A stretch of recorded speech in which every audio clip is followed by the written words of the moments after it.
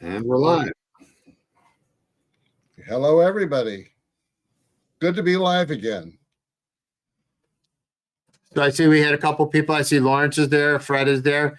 Could you guys just do me one favor? If you're in the chat, just say that you can hear us loud and clear.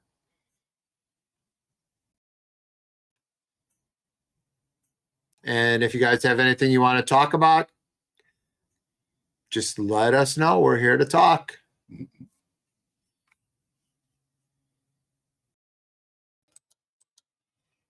There we go. There, thank you. Appreciate it much, Lawrence. Thank you, for the Lawrence. feedback.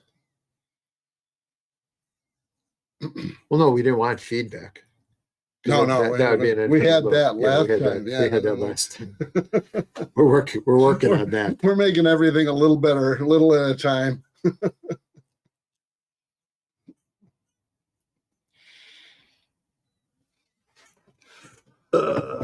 So it's a beautiful day in Racine, Wisconsin, for those of you who aren't anywhere near here.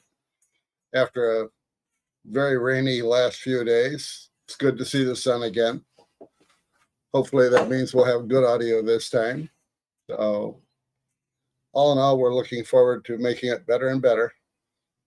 I always have a blast on this. Yeah, you have a blast. I'll tell you, I get tired, but you know what? Driving down to the studio. Hello, Brian. The lovely studio in Racine.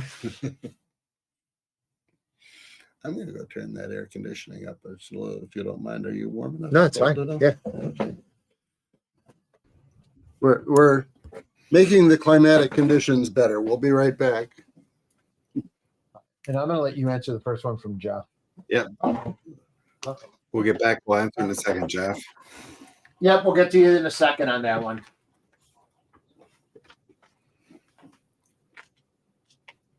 Because I will tell you this, as I'm walking around waiting for Ed to come back, that's a question I have all the time.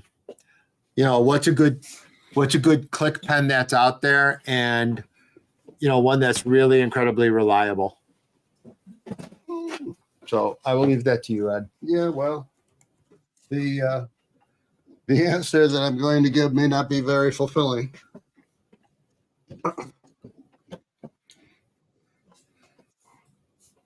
So click pens have been around for years and years and years. And over the years, the thing I learned most about click pens was don't make them. All of them prior to about 3 years ago were pretty universally junk. Then came the Schmidt mechanisms. There are two of them. There's the Schmidt 88 and there's the Schmidt 192. We sell both of them, so if you're interested in what they look like, you can see a picture on our website. Just look up Schmidt click mechanism. But I'm trying to find it on my site. Those have done very, very well. The first one that came out with it was Penn State, and their version of it, what is it called? Anyway, they have a version of it.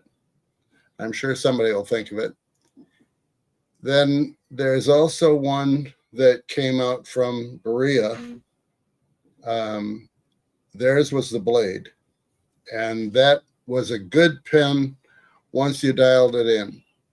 It does have some days and some not days. So yeah, it's a good pen. But generally speaking, stick to anything that has that. Now, quite a few new ones have come out too, by the way. I'm not up to date on exactly everything. DuraClick is what Penn State calls it. They're really good. They have been very successful. We have a lot of them out, and I have not had anybody report issues with it, which typically is how I judge whether a pen is any good or not. We sell a lot of them. And after we sell a lot of them, if we suddenly have a rash of people calling, telling us it's a bunch of junk, we know that wasn't the best answer. But all in all, they do SCM, particularly the 88, is a really reliable mechanism. And if you have to, you can replace it. We do sell the replacement part.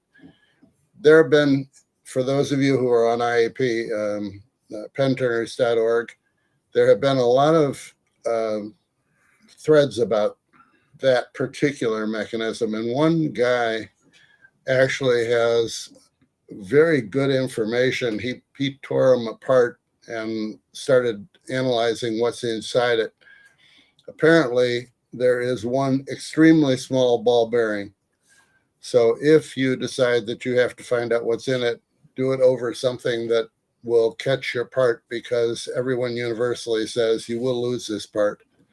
But it isn't necessary for you to take them apart, because really they're very reliable and they work. So Is it the EDC you're saying?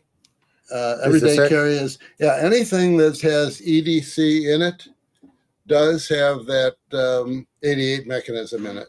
So And it looks like it comes in five color sets: gold, gunmetal, black ionized aluminum, chrome, and 303 stainless steel.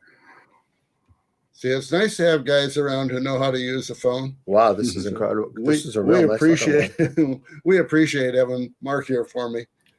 But yeah, that's basically, it's been a very good pen. It's been a very good pen. Hi, Jake. Why do we get an echo all of a sudden? It fills a hole. Basically, as I say, there have not been good click pens, and this is a good click pen. One of the things about all click pens that we're going to talk about tonight, but just as long as we're conversing about click pens, understand that when you're dealing with click mechanisms, the length of that pen is critical. Yep. So if you are inclined to do facing of your blanks, be exceptionally careful. When you touch the brass, you're done. Don't push until you get beyond the brass. Every micron that you take off of that brass is going to be one more micron that you're going to see of the refill when you click it out. And if you get enough of them off, you won't click it back in, because it can only operate if it has its initial length. Can I make one suggestion on that? Mhm. So one of the things that I'll tell you is, if you're doing that one and you find yourself that you have a big challenge with actually facing them off, Mhm. I think one of the things I see more people do, I don't want to say that's wrong, I'll just say that I would do differently, is when you look at it, I will take the extra minute on mine and I'll walk them over to my bandsaw and I'll cut it, Mhm. so that I'm only going to be facing off a 16th, maybe an eighth of an inch. Mhm. I see a lot of people trying to face off 1/4 inch, 1/2 inch, and really jamming it in. Two things that are going to happen when you do that one: you're going to warm up your pen mill. Mhm. So you're going to warm that part up, and then that's going to affect the gluing that's going to be on there. And you're also never going to see how far down you're going to have to go. So if you're going to do this one and you're going to go through the facing part, I will take it over to my bandsaw. I'll knock it off, or I'll take it to my sanding center first. Mhm. I'll buzz it down so I only got about that 16th to an 1/8 inch before I'm going to use the barrel trimmer.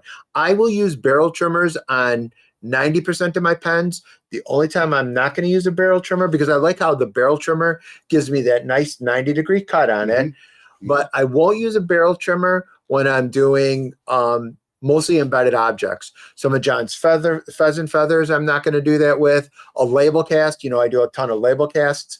I won't do it on one of my label casts, because I don't want anything in there where that blade could actually catch. So on those, I'll knock that down, and I'll do that with the sanding center. But even when I do the sanding center, this is a tip and a trick that I had gotten many years ago, is I will potentially start and I'll get it down to about that 16th of an inch. I'll pre-turn my barrel so that I only have a little bit of stuff that I'm going to sand off, and then take it to my sanding center and kiss it. Mhm. So I hope that didn't, sway it, but that's just the way I handle that stuff. The thing with any kind of a pen mill, they are really good tool when they're sharp.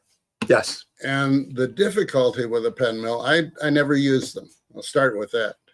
The difficulty with a pen mill is sharpening it, you have 2 or 4 or 6 blades that are coming down to actually do the cutting for you.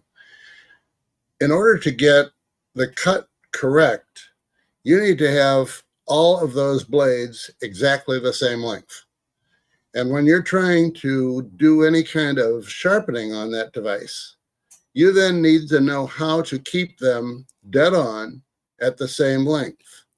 Now, I saw, again, going back many, many years, probably 6, 7 years ago, on the IAP, there was a gentleman who was a machinist, or is a machinist, in Oklahoma.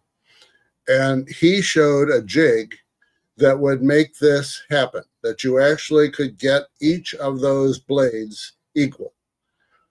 His jig was wonderful. I walked away from that and tried to make one. I couldn't do it. At least it was not as accurate as what I needed. So when you're dealing with just trying to do wood or standard normal things, I guess it's okay. The difficulty is if you're trying to do anything with acrylics, as they get thin, they also get somewhat capable of being broken. And if these things are the different lengths, it will tear them apart. So you ruin your blank trying to use a pen mill. I tell everybody, figure out some way to use sandpaper. We have several videos up showing now more and more videos.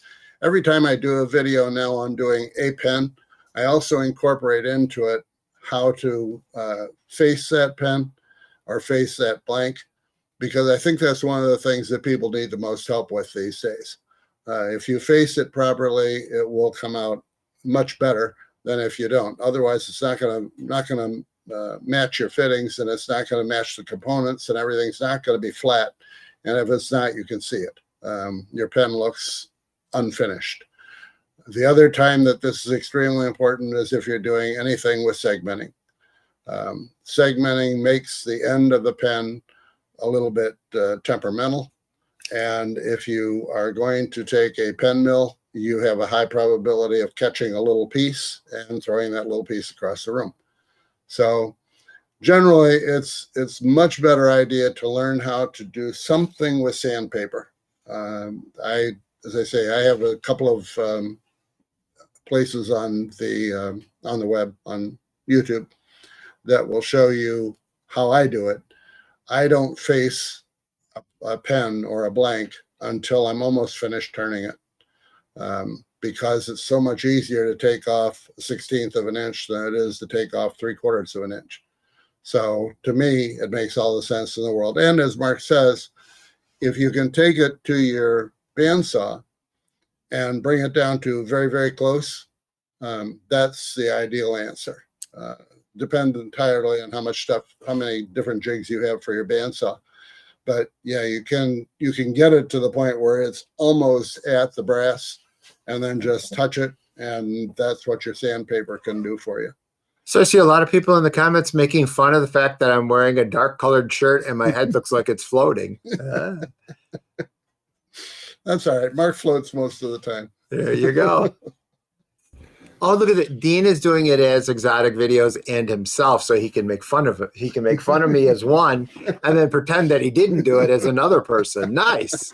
Darn right. Nice, Dean. Darn right. Very well done. Very well done. Do you want to try and catch Lawrence's question about stabilization? Go ahead. I've got it popped on the one screen. I don't know if you guys can see that one or not. No, I don't see it. He says, "Will Minwax wood hardener work in a degassing chamber?" So will Minwax hardwood? I will be honest with you. I have never tried it. Have you? No. No, I like the solutions that we have available. I mean, I do like cactus juice. Cactus is what juice. I use all the time. I've tried a couple of other stabilizing solutions. There are a couple of others, but no, I've not tried Minwax for years. 10 years ago, 11 years ago, before there was anything else available. I did that a little bit with moderate results.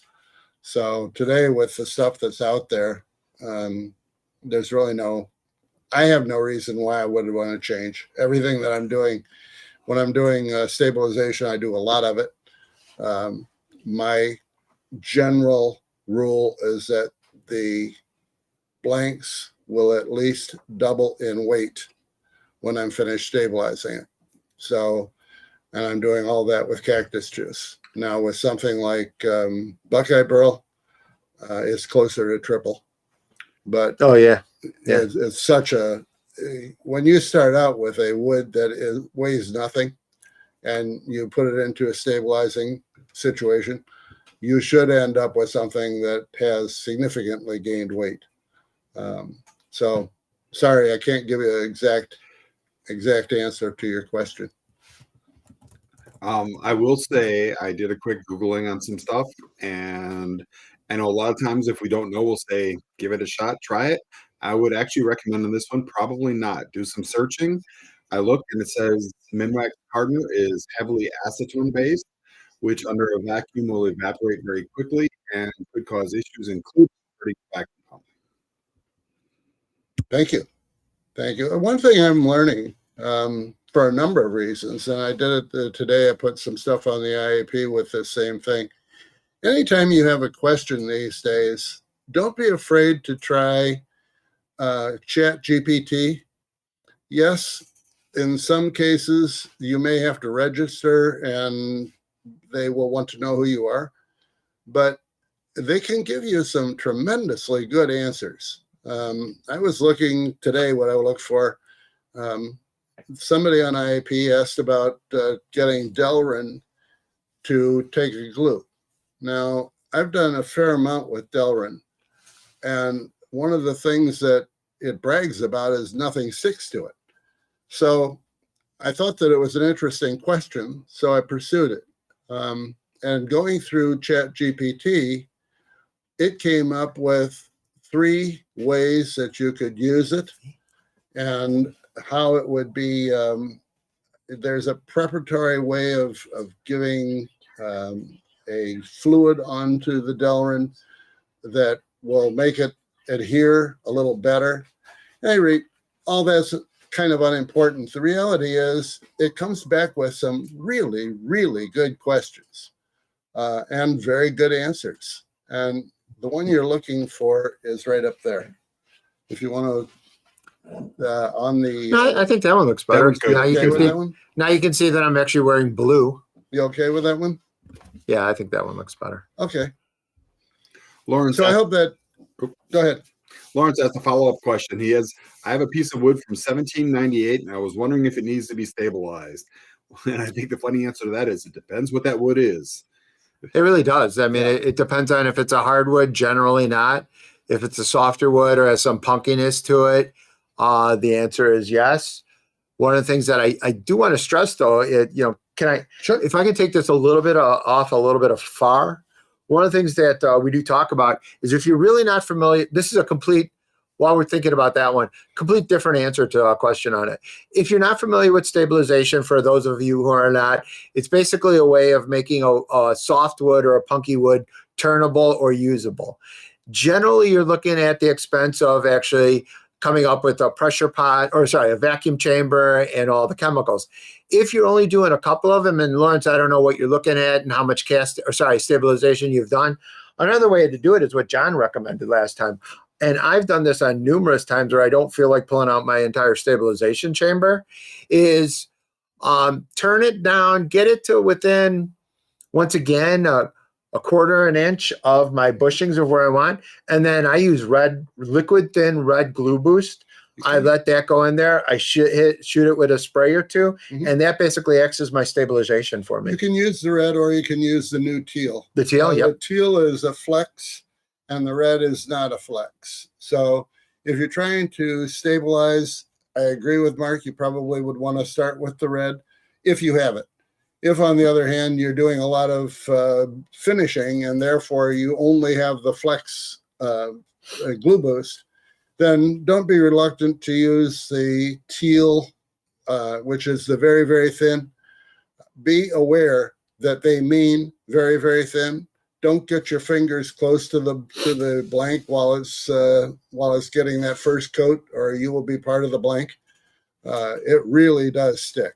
So yeah, put that into it. It will do a good job of stabilizing if you don't want to go through the stabilizing. And it's different. It will actually stabilize the wood, but real stabilizing will fill small voids. 100%. This glue will not. Now, if you then go into a thicker one, you can then fill those small voids. But be very careful. Well, don't be very. Be aware that you're not going to fill the voids with that first coat of any kind of very, very thin CA. It's really going to just get you down to the point that you can then put a finish on it and then go to the, I advocate going to the process that I do where I put the medium on first, and then I use the orange as my buffer layer. I know you and John do it completely opposite. I would agree with you. You guys do completely opposite. If you're dealing with something that's punky, yeah, you want to build up that. So yes, at that point, there's no such thing as one rule. And in this situation, I would too go to something that's more of a medium CA to try to build it up a little bit and reinforce it somewhat. Yeah, that's it. Yeah, there's a lot. Maybe my next YouTube channel will be the lazy wood turner, but there's a lot of stuff. I mean, it's just, could I get out there? Can I stabilize it? Can I put it through all that process? Or could I do that? And once John, I think John was the first to experiment with it. And once he started to do that, I will do that on especially something that I really want to say, and there's also some woods, as that you start turning them, and because of the way that you picked it up, it looks like it's stable. And then when you get to that inner layer, it's not necessarily stable. And so I'll do that a lot on those things too. That's where that little bug lived, and he left little holes. But I'll tell you, nothing leaves better character than that. That's true. There is some gorgeous character on those things. Well, and you can pick up the character. You can start to add gold and other inserts and inlays. So yeah, there's a lot you can do with it, but I have a degassing chamber on the way to my house.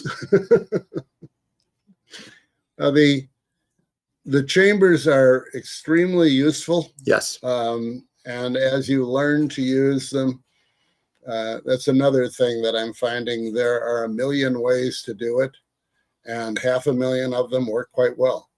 So when you go on the internet and hear all these guys with the one and only way to do it, don't necessarily take it to the bank.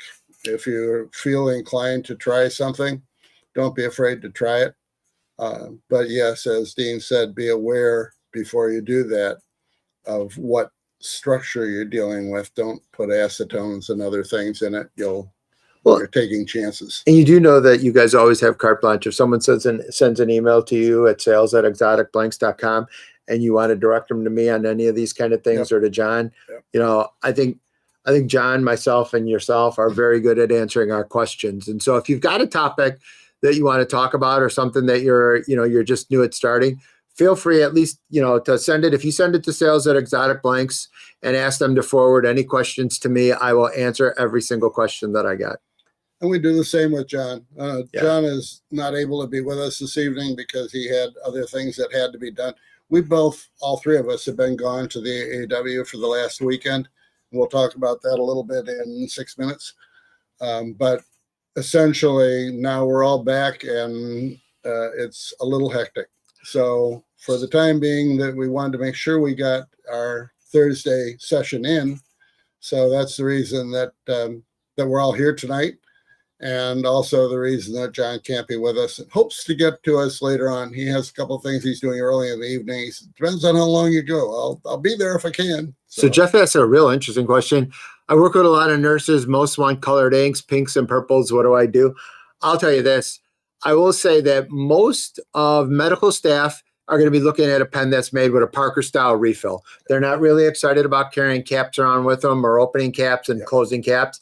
Parker refills, there is a load of colors out there. I know you guys carry a lot of the colors.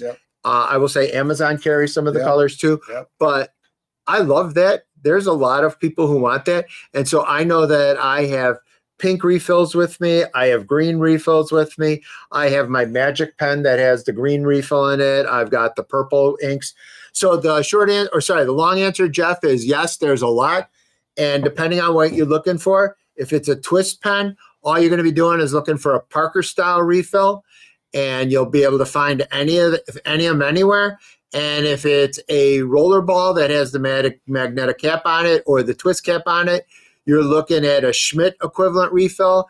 And anything in the Schmidt 888, 8888, 6040, there's a lot of great lines that you can get those colors on it. So I know I went on and waxed poetically about it, but yes, you can get a lot of different colors on that. Yes, the Montverde brand is a Parker lookalike and a good Parker lookalike.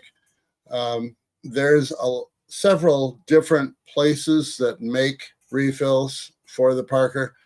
Be aware that what we're talking about, in case you guys are not all that familiar with refills, the Parker refill has what I call the sawtooth top. When you look at the refill, it will have a, is it over there? Oh, it's over here. Yep. Just throw that on there. Switch to the other camera. Just a second. Yeah, we'll quickly go over there. How about if we try the right one? There we go.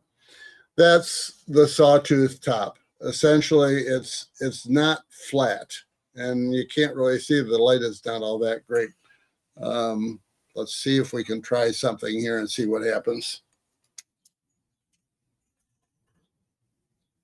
Okay, I think you can see it there, can't you? That there's basically a sawtooth design to it, and that is typically the Parker refill.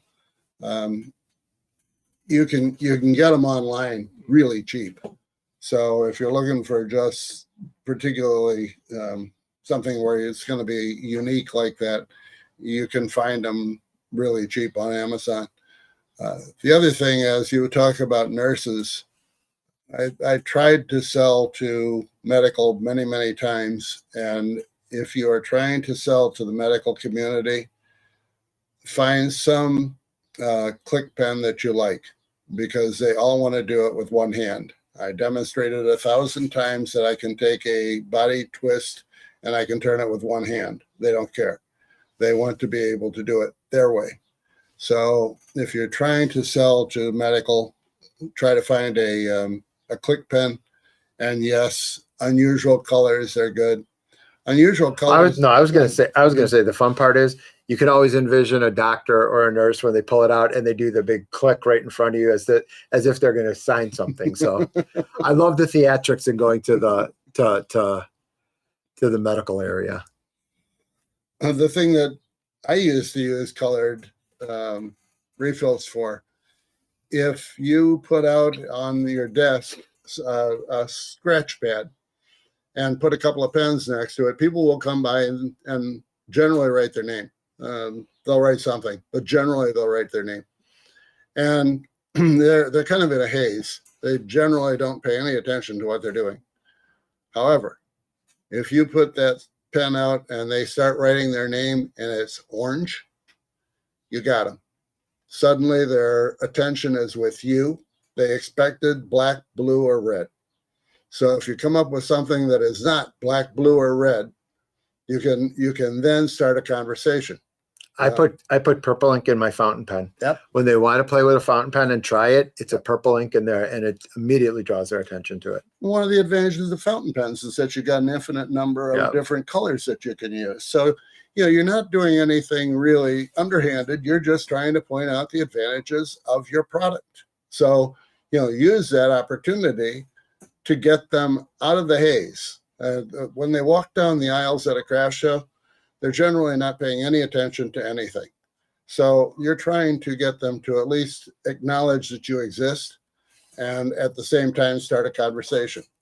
2/3 of craft shows, in my opinion, 2/3 of it is entertaining. You're not there to sell, you're there to entertain. They came out for the afternoon and they paid to see you. So understand that since they paid to see you, you might just as well entertain them a bit. And that's what can work. Bill, we talked about that a little bit ahead of time, the component set that... and thank you for using the word component set. Thank you so much. The click component sets that work well are typically the ones that have the Schmidt mechanisms in them. That's the 880, the SKM88, or the SKM192, both of which are on our website if you want to see pictures of them. But they come in the DuraClick Everyday Carry EDC from Penn State, and they also come in the Blade from Berea. The Blade is sensitive to length more than the EDCs. If you get it right, it will work fine. Getting it right is not automatic. The EDC, I have had no complaints about, and we've sold thousands of them. So generally, that's how I determine whether a pen is working or not. If everybody who buys it finds a way to make it work, typically that's a pretty good pen. So, and if I hammer the name, I am so sorry. Is it Piney? Thank you for the compliment. Pay us a nice compliment that says we're always willing to show different ways of doing things that we do, and we don't necessarily push one particular way. So we have a blast doing it. When John's here, the nice thing about it is we have 3 different ways that we do things. So when we get together and talk, it's a lot of fun because none of us, well, with rare exception, none of us do the same thing as the other ones. And yet, when you look at the 3 pens, you'll see that they're 3 pretty good pens. So, it is not difficult to make products work if you have had the experience and the time and all the rest of it. And that's what we hope we share with you, and we hope that we give you information that is helpful to you. So Jim is also recommending the Groove pen, which also has the Schmidt clicker on it. That's correct. That's correct. Thank you. I appreciate that. I only have 10,000 products, and I forget some of them. And for reference, so it looks like I did put all 3 into the chat for anybody who's looking. Thank you. So it does look like we hit the magic bewitching hour of 3 minutes after the hour of 6 o'clock. We're late. So we will start it up, and I will Go ahead. sit here and I was going to sit here and enjoy the show with the rest of the group. Here we are at 6 o'clock, and once again, we want to thank everybody for coming. We look forward to a rather interesting hour and a half, 2 hour, whatever it turns out to be. This presentation is one that I did at the Midwest Pen Turners Gathering. It's going to be changed slightly as we go through it. It's a lot more fun to do it with 2 people. So Mark will contribute significantly, and I look forward to that. Again, I thank you guys for being here. And as usual, Dean is helping us out and running the show. We learned a new title for him this weekend. We're now calling him the producer.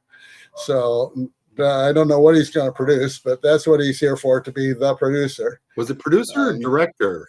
I don't remember which, but either one. I think it was producer that you are. Director, who can direct us? That's not going to work out. Point. But we thank Dean for his participation always. And as I said a little earlier, John is trying to catch up to all the things he didn't get done while he was at the AAW. So we hope that he'll be with us for a while later on. But meanwhile, you're going to have to tolerate just Mark and I. And we hope that you'll have lots of information that will be helpful to you. We're going to start out with a little information about... Well, before we do that, do you want to give them the incentive for sticking around? Oh, thank you. I appreciate it. Go ahead. Oh, no, go ahead. Okay. Tonight, we're going to be giving away things. We'll have 3 giveaways. I will go into very more detail later, but essentially, you're going to have the Diamond Rollerball 3-pack and the Diplomat 3-pack. And the it's up there.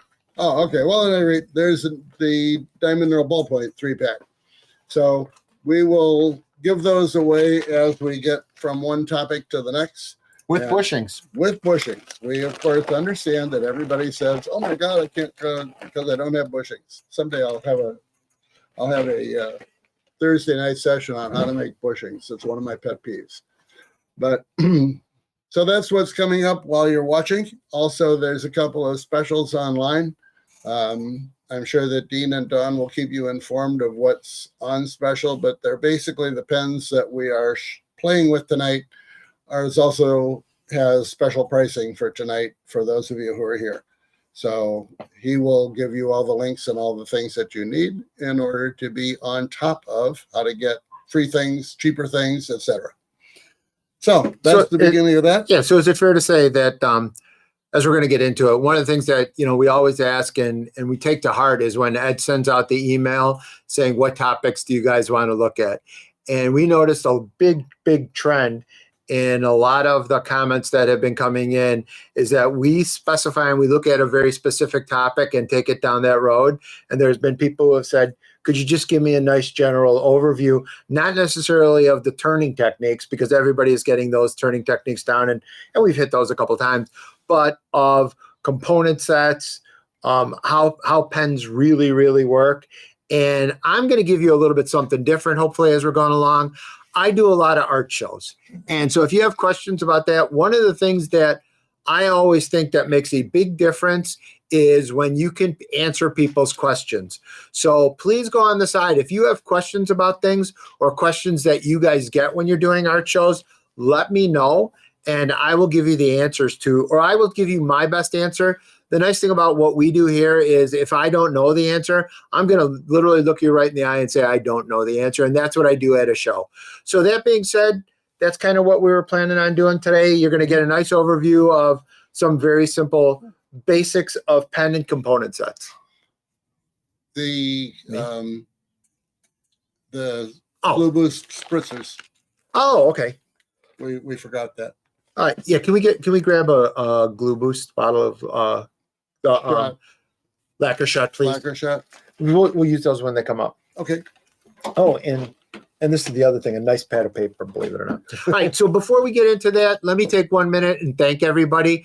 I don't know how many of you people actually came to the AAW this year in Minneapolis, but I did talk with Ed and he thought maybe it'd be a good idea to give you guys a little bit of I'm not going to take more than 60-second breakdown on it. If you went to the AAW and you saw us on the side and you want to throw a little comment on the side that you were there, John was there. John gave 2 demos on casting. I thought they were fantastic. I did 3 demos while I was there on basic pen making, differentiating yourself in the world of pen making without casting. And then I did one for Christmas in June, which is kind of something that I did last month as a little practice. You got a chance to meet Exotic Blanks while you were there and to actually meet the elusive Dawn. So Dawn doesn't ever show herself on camera, but she was there. I see Max was there, so that was nice. One of the other things, though, that I do want to still let you know is if you want to learn anything about casting and you want to learn and see John's demo, I still think you could get online and you can contact the AAW and you can buy their video conference. And I think there's 10 to 12 videos out there that we recorded, and you'll be able to take a look at the conference. You'll be able to see the whole recording, the full 2 hours of it. So that was out there. I'll tell you this, just a couple minor little things also. There was over 1,000 people in attendance, so that was a lot of fun. The Learn to Turn area, which was an area that I ran with the help of my wife. She really ran it this year because I was doing my demos. But we turned over 250 pens for people who have either never made a pen before or consider themselves basic. It was a great opportunity to come out there and learn to turn a pen. And then finally, the last thing that I thought was or that you should want to know is if you missed it and you want to come out again, I'll tell you this, next year it's in Raleigh, North Carolina. And I think it'll be a blast to see that again. I know the Learn to Turn area is going to be there. And I've got about 50 weeks to convince Ed and Dawn to come out there and want to join us. So if you came out, I see a couple people did. Thanks for coming out, and I'm glad that you did. And with that, I'll turn it back over to Ed, and I will now be your Ed McMahon. One of the things that I was interested in and found amusing, at the AAW this year, there were 2 people who were involved in teaching information relative to pen turning, and that was John and Mark. So when they looked around the country for people who could demonstrate and do a good job, I'm pleased to say that John and Mark were the 2 people they found. And I'm interested to see what they're going to do next year, because they typically do not repeat the same demonstrators. So yeah, we're very proud to have been there with John and Mark, just because the three of us, as you know, are pretty good friends. And Dean was there in our booth as well. So we had a good time, and it was a great opportunity for Exotic Blanks and all of our good friends to be front and center, so to speak. So I see Max said their 10-year-old made 5 pens and he is hooked. So that's a good one. So I'm glad that all worked out. we had a good time with young people. There were an awful lot of kids there. There were, not thousands by any stretch, but there were probably 1,400 people there, and a lot of children. So it was encouraging. The children, as you all can figure out very quickly, generally have parents in their 30s and 40s, and their parents were there spending $500 to go to this thing. So there's some future in turning, some young blood. One of the things that the AAW is kind of talking about is the fact that all their seasoned performers are pretty much getting to that age. So I'm only 60. Well, you're not one of I'm their only seasoned 60. performers, but there are a lot of them there that they really, they're older than I am, which is really bad. So bottom line, yeah, it's a good organization. We had a good time, and we look forward to being there again. One little thing I do want to say, Mhm. and maybe you guys can appreciate this. The fun part of working in the learn to turn area is when you talk about little kids, it is so much different teaching them than teaching an adult. The adults have this tendency that they'll get on the lathe and they'll go, what am I doing wrong? What am I doing wrong? What am I doing wrong? The little kids get on the lathe and say, get out of my way. Let me take the tool, put it in my hands, and as long as they're safe, get out of my way. And it is equally fun teaching them, but seeing the look in the kids' eyes and the fact that they made this, and we have a rule in the learn to turn area that when you left, you made that pen. We're not hovering over you. We're not trying to take the tool out of your hand. We want them to do it. So that being said, it was a blast. Thanks for coming out, and I think we're ready to go. We had one comment on a future topic idea of, he said next month, but I'm going to say it's not going to be next month. Christmas ornaments in July. And I will say the one thing that I enjoyed most out of AAW is I did go watch a Christmas ornament demo. And so maybe August, I'll be ready to try and do a demo of something. We look forward to it. You saw the second Christmas demo, not the first one. The first one was mine, but yes, you probably saw the second one. No. They asked for Christmas ornaments. You do Christmas, but I don't think you had any ornaments, did you?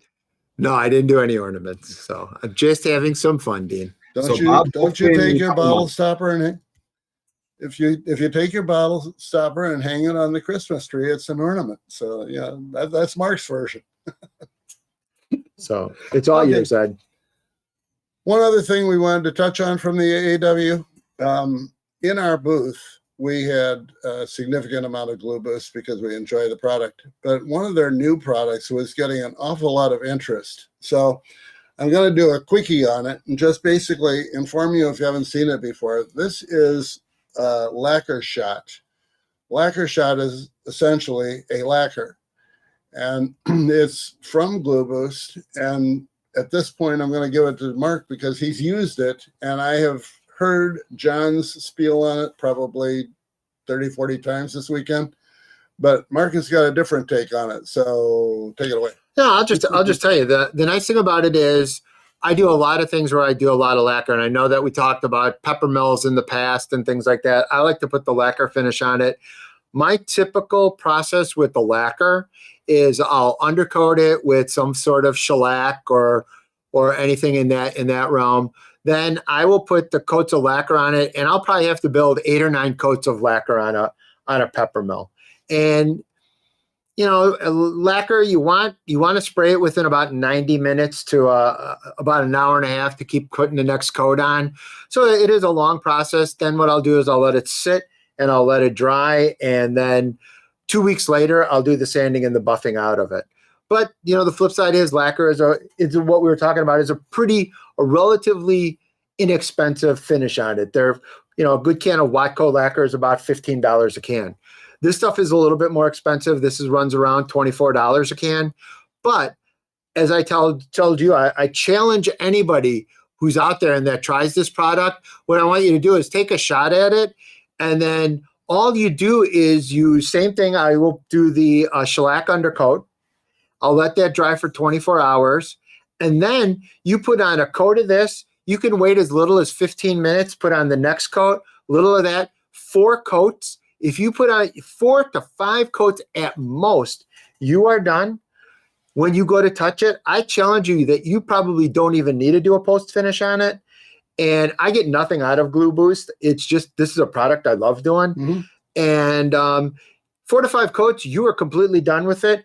Lacquer shot, after that, and you can then put it back on your lathe, 4/0 steel wool, and then a polish, and I am done with it. Mm-hmm. So it's a great product. If you haven't done it, I am not pushing you to promote this product by any means.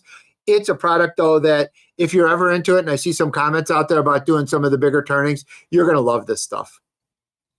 Typically, that's been a problem in the, quote, industry, unquote. I made a lot of pepper mills when we were doing shows, and I tried a lot of different finishes.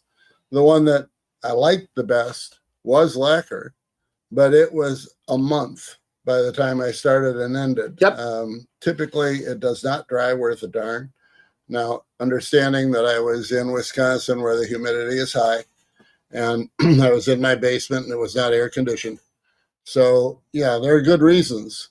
But well, have you ever tried it? You ever take one to the Beal buffing system too early? Yeah. And then have it burn right through it, even though it's been sitting for a week? Yeah, and it looks terrible. Yeah. So, yeah, it's anyway, it's a good product. If you do anything larger than pens, it really doesn't have a place there, I don't think. Nope. But if you're doing larger turnings, this is a great thing to use for them. So now let's talk a little bit about pen making. Let's get to what you came for, I hope. What we're going to talk about first is essentially the Sierra's lookalikes. There's a lot of Sierra-like pens. And at this point, all of them, all is probably not the right word, the vast majority of them use the same tubes. Everybody refers to it as the 27/64 tube. I will tell you that it's another one of my pet peeves. The way this industry talks about size is based on the size of the hole that you drill. So when you say a 27/64 tube, it truly is not 27/64, or it wouldn't fit in the hole. It has to be smaller than that.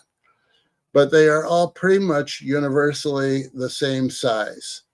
Again, there are some differences, but those differences are not material to the body twist version, which is the version that I have used a lot and the version that I'm referring to when I talk to the Sierra style pen. In our line, it's the Diamond Knurl, it's the Diplomat. Both of those are using that tube, and that tube is always going to be, it will fit in the 27/64 hole.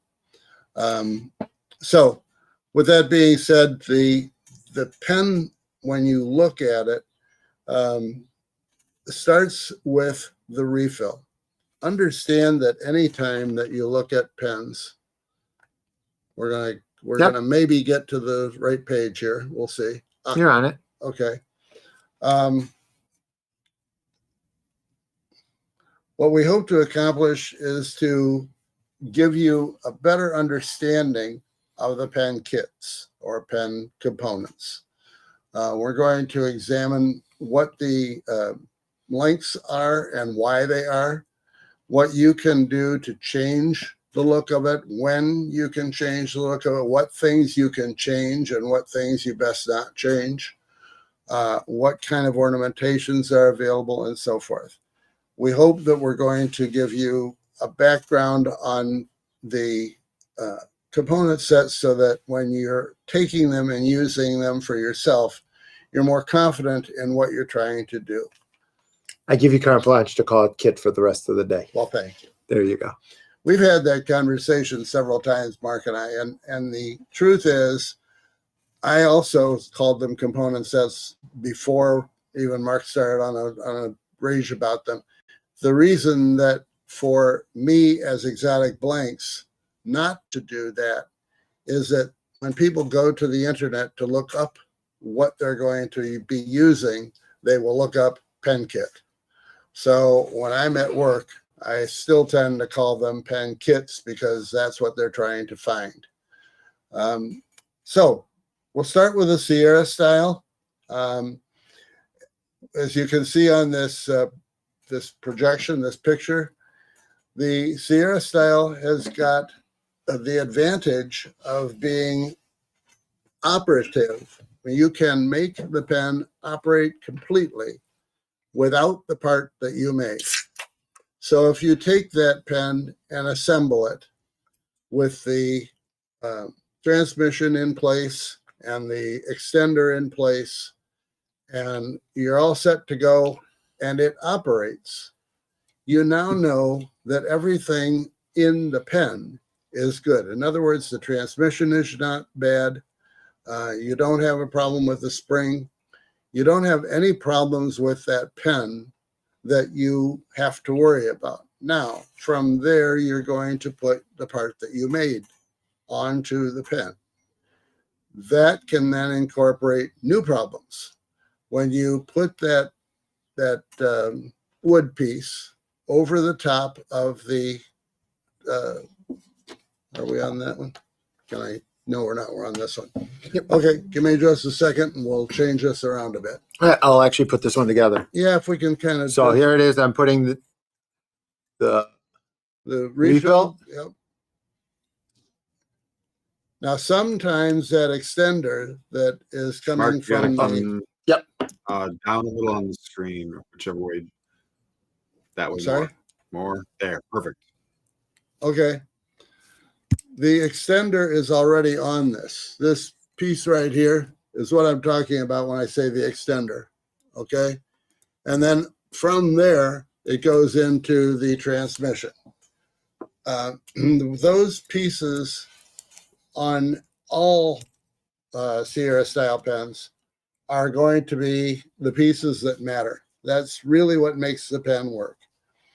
Now you can turn that and it will go in and out and it will be exactly the way it's supposed to be.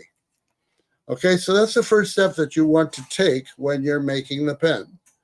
After you've got it to the point where you know, yes, it is operative, yes, it works right, then you put your wood piece on top. And the wood piece looks like that. When you put that on top of the pen, this section right here has got to be the right diameter for this section to fit over it. The thing that is different about a body twist pen, which is what this is, it is not a tight fit at this junction. Most of the pens that you might put together, if you're doing early on, you're doing a one-piece pen, you may be using the Gatsby. The Gatsby is a finial twist. In other words, it works by twisting just this part. The rest of the pen is independent of that. You can actually see that on one of these. There we go. Okay, just unscrew that top, please. Am I not telling you correct? There we go. I'm trying to make sure I'm doing it You're in fine. the camera, but I have big hands. Okay, when we take that off and look at this piece, the transmission piece. There we go. When we look at this piece here, there, we'll get there. You can actually see that the transmission is attached to this finial piece. That means that there is a fixed distance for the body. This section here has to be the right length when it is attached to the pen so that the pen will operate properly. The one thing that is absolutely uniform in all of the pens that we deal with is the length of the tube, the refill. All the refills are going to be the same length because it's a Parker refill, and all Parker refills are created equal. So when you have a Gatsby style, both ends of the pen are fixed. They cannot be removed. So when you then look at this situation with the Gatsby, you are able to, if you want to, use an adhesive to hold these two sections on because it's never going to turn, it's never going to move. But that's why with the body twist, this junction down here has to be free flowing. You have to be able to twist it, hence the body twist. Okay, so that's the basics, and that's the question I get most often from people moving from a finial twist or a click. Both of the finial twist and the click require that that length be absolutely the same. Can I interrupt 1 second? Sure. And I hate to do this, but No, go. I think this is a very important part, is if you're new to pen turning and you're just starting this, I will tell you, this is the component set that I would use. Yes. I know most people will start on a slim line and they're always told to start with a slim line and that's it. There's not enough meat on a slim line for most people who have never done any turning before to be turning with. Mm-hmm. There's too much in the shape that you can do. There's too much on that bottom that you can miss, or too much on that top that you can miss. Any of the Sierra or any of the Diamond Neurals, this is the set that I would do. A, because it's easier to turn. B, you have more meat on it. And C, you're only turning one body part. Mm-hmm. So you don't have to worry about grains aligning and matching. So sorry to take the thunder from you, but if you're new to it, because I see a couple questions up there, and I apologize, Max, can someone explain the difference between a component set and a kit? It's just something that I and Ed have been always talking about. I don't like the word kit because it implies that you didn't really do a lot of work on it and you just assembled something. And so I've started to go on with component set, and Ed said he's done it before too. So that being said, I hate to take it, but if you're just starting out, I agree with you 100%, Ed. This is the set you should be starting with. Particularly if you decide that you want to do art and craft shows, it's important that you don't call it a kit, because most art and craft shows will have a little line in there saying, we do not accept kits. So, when they're talking about kits, they're talking about paint by number. But this is far from paint by number, so we try desperately to make sure that the world where we live when we're trying to sell understands that there's more to it than that. So that's the reason that the component set has become, particularly for guys that sell them, has become a big deal. That will get you through the judging, at least to get you to the next stage of it. You won't get kicked out on the first second. So that's the information about that. Now, let's suppose that you've got it all assembled and it doesn't work. Do you want to go back to the PowerPoint? Yeah, go back to the PowerPoint. Well, let's see. PowerPoint's this one, isn't it? Nope, that's the pens. Okay. 3. We'll get there. There we go. If it doesn't operate, the first thing to look at is the spring. If the spring is in backwards, and I have no idea why these things are directional, but in some cases they are. So, what I always tell people is start with the easy stuff. And if it doesn't work, then progress to the stuff that you wish you didn't have to go to. But ideally, let's start with the simple stuff. And if it works, you say thank you and move on. The spring, if it's in backwards, can make a difference, and it can make it so it does not operate. It'll get stuck. Yeah. If it's in backwards, it will go out. And if you're having a problem with it retracting, there's a good chance that the spring got stuck because it's too big on the other side and the actual refill got caught on it. Yep. And the next thing that happens is that the mechanism can be bad. The transmission can be bad. This is something you can generally feel. If you twist that mechanism and it feels like nothing is happening, that's an indication that your mechanism is bad. And we certainly, if it just came out of the container, the Ziploc, um, let us know and we replace them for you. Doesn't happen often. Doesn't happen often at all. Probably 1 out of 1,000. There are different, again, to make this a more general statement, there are different manufacturers for pens. And I choose the manufacturer that makes the diamond knurl. They make it for me, and it better not have very many bad transmissions or they won't be making it anymore, and they know that.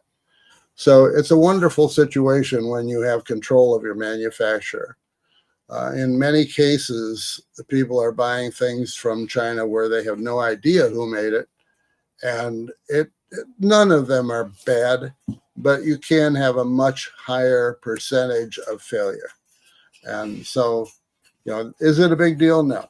The transmissions are not expensive. You get another one, you're good to go. So that's the other side of it. If you're using one of my pens, one of the things that I designed into it, the diamond knurl particularly, this is not true of the Diplomat yet, but the diamond knurl, the front end, the nib, unscrews from the pen.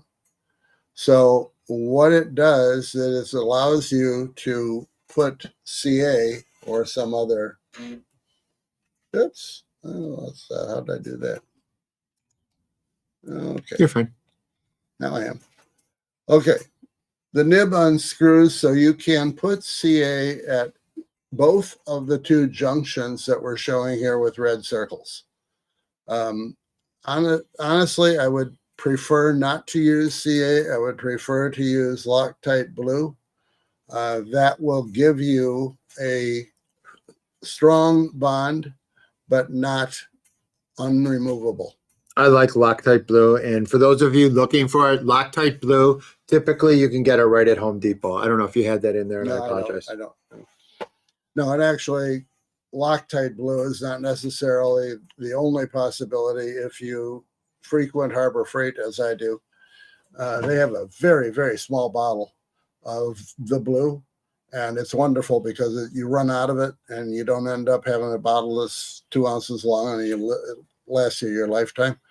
So yeah, that's another option. But essentially, all we're saying is you want to put something there because it takes away any other place that the mechanism can twist.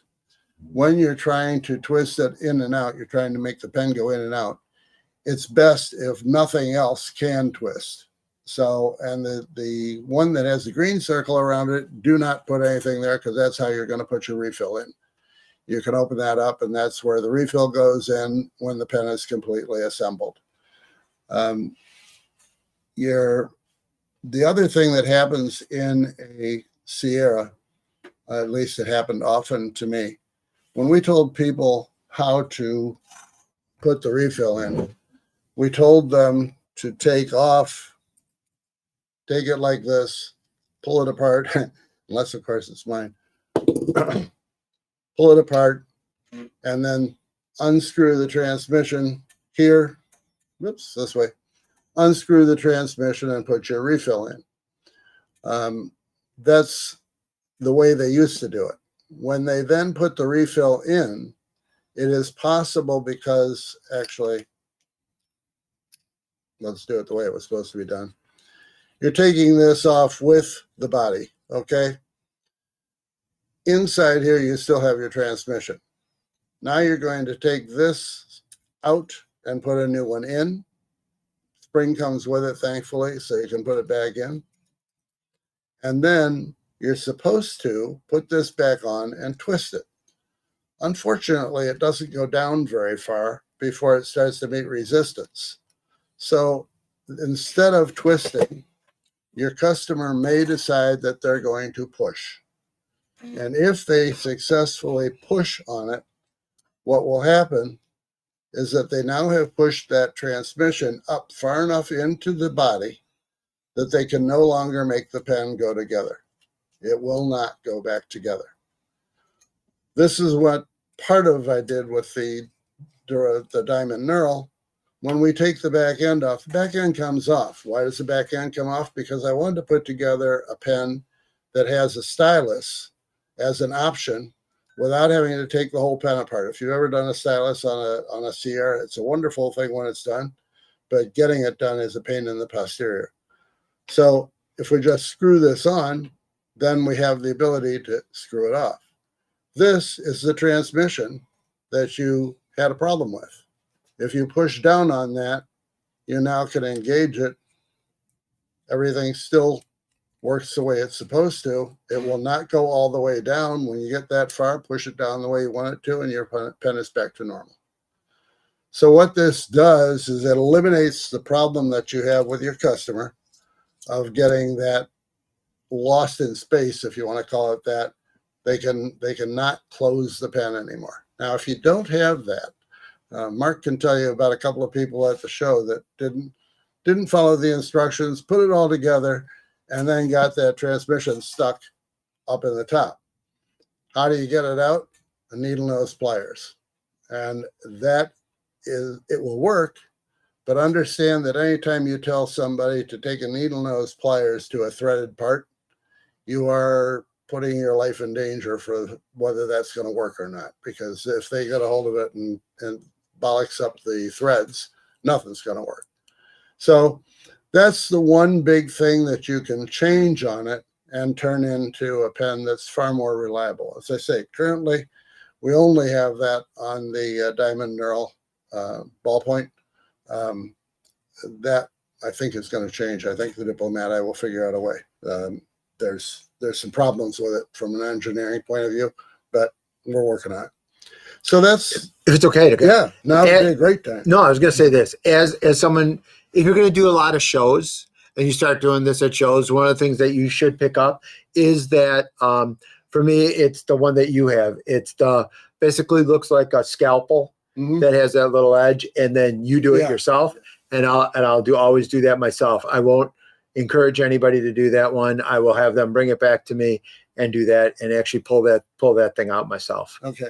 So yeah, it's one of those things where it's not a big deal to us as pen makers, but when you look at that and the customer brings it back to you at the next show and walks into your booth and says, look, it doesn't work anymore, and I bought it last week, that it doesn't do anything good for your sales for the next 20 minutes. You really have to realize that they don't know anything about the pen. So when they start talking about things that are wrong with it, it opens you up to losing significant selling time, depending on what time of the day it is. But so two things. So to help a little bit with selling on this one, two things. If you have a website, put on your website how to do refills. And if you go to my website, I'm not going to direct you there, but I've got a page on there. I also have a sheet of paper that I give everybody with actually how to do the process of doing the refill and making sure that they're pulling it and not twisting it and things like that. So that's always a good one to have, is have the refill information that's sitting there.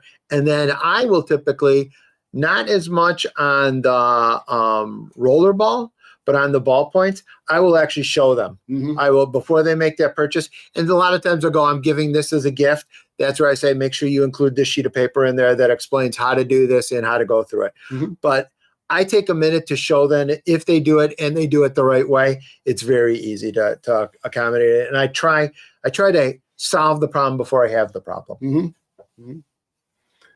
So that's basically what we're talking about with this pen. There's the other thing that shows up on here is how to adjust the nib exposure.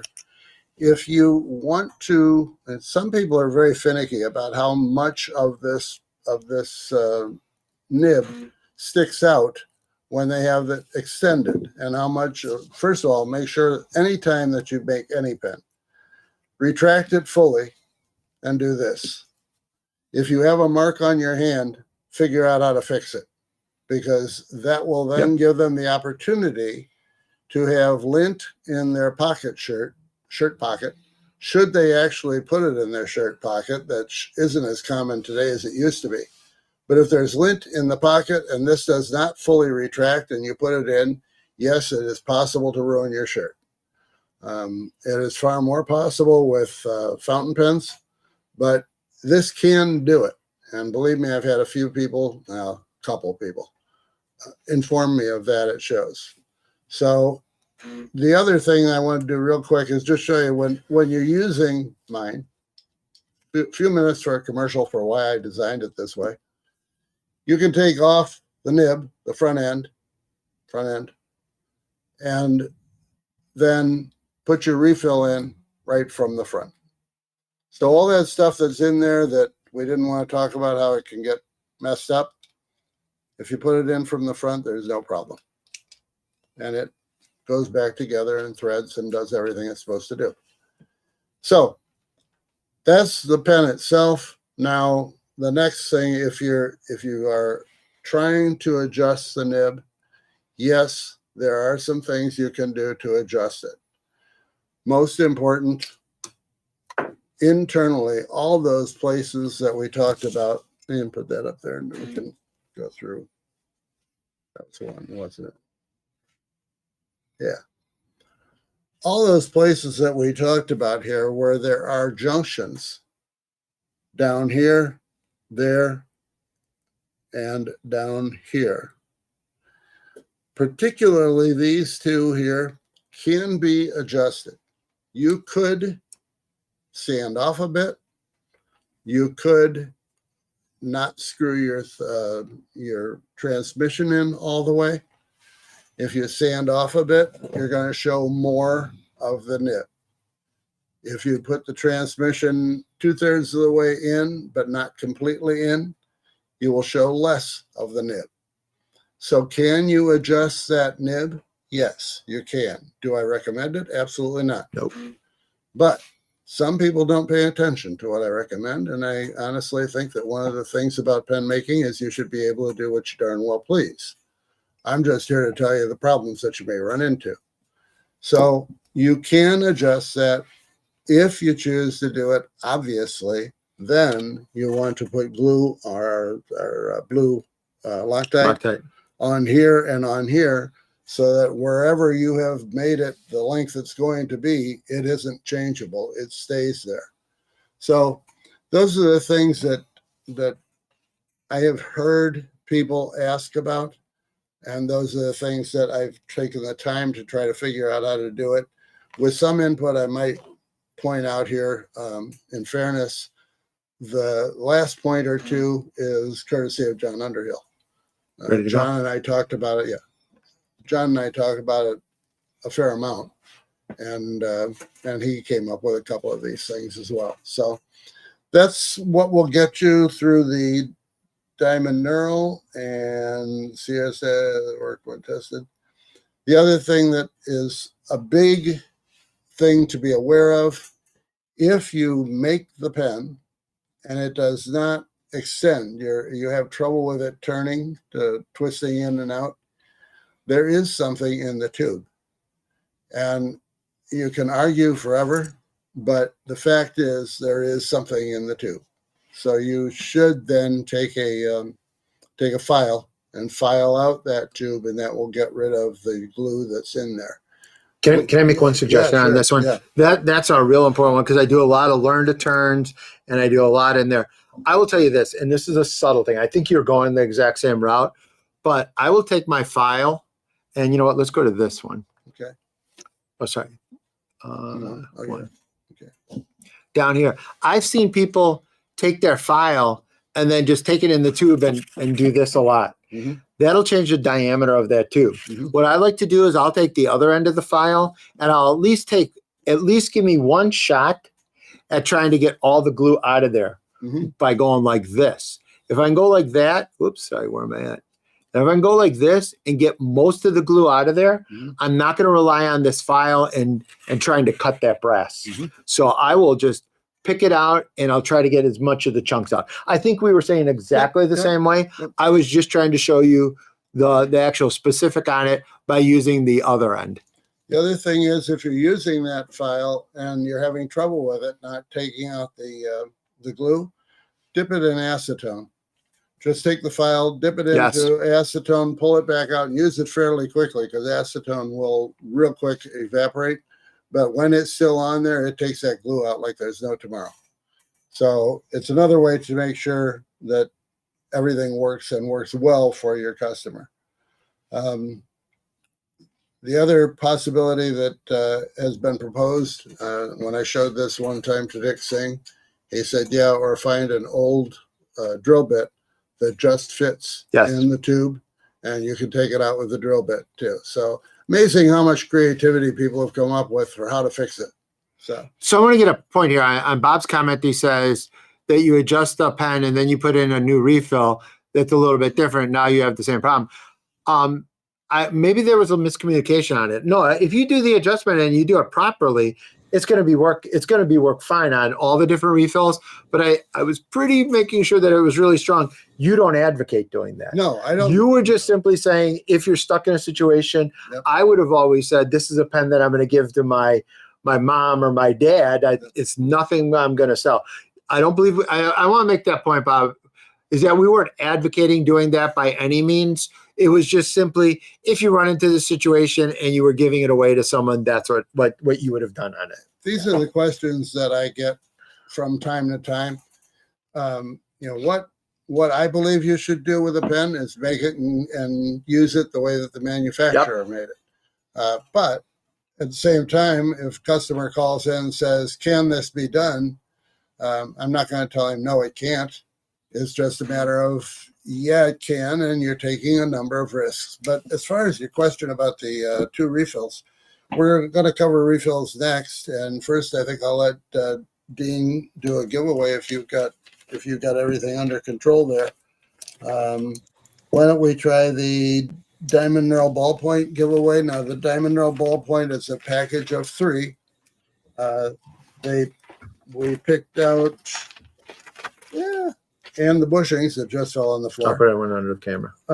Black chrome and the chrome and satin chrome with the satin nib, and the blue titanium. The blue titanium has been very, very popular. So there are those 3 in there and a set of bushings that are on the floor at the moment. So that's what you will be getting, and Dean can tell you how you go about becoming eligible. All right, this one we're gonna make it nice and easy. Let me make sure I get it started here, but we're gonna just make it as simple as possible. And Dean, just make sure I win. Oh, okay. That'll save the shipping. I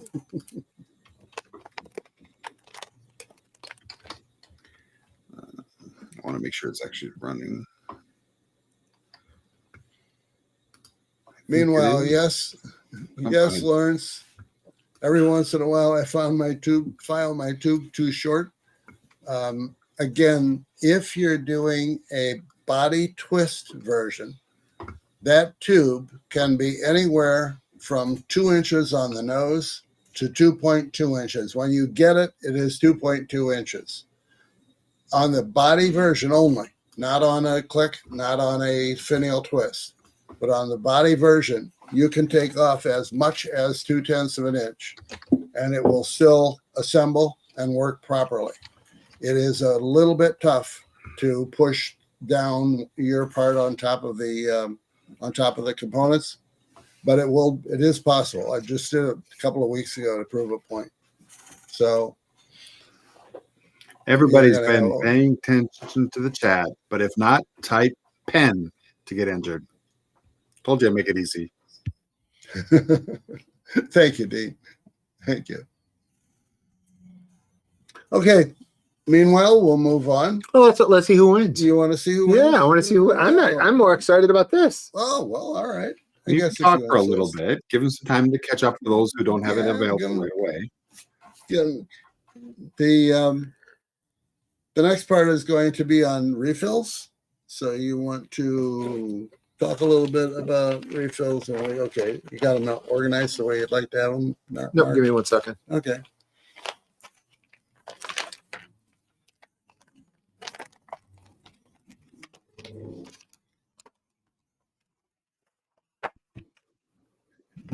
This was the diamond knurl roller ball or ballpoint. Correct. Ballpoint. No, ballpoint. Ballpoint. Diamond Knurl ballpoint.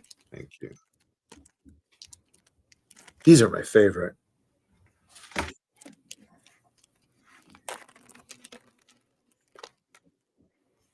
All right, about one more minute. We got 40 some entries. Oh, we got Let's 80 some people, so half of them are there. That's good. Do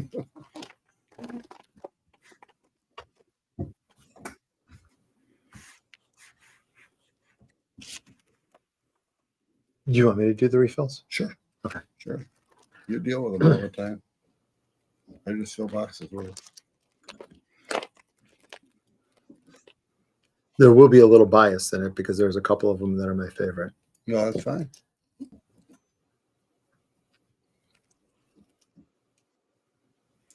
All right, let's see. I think we slowed down.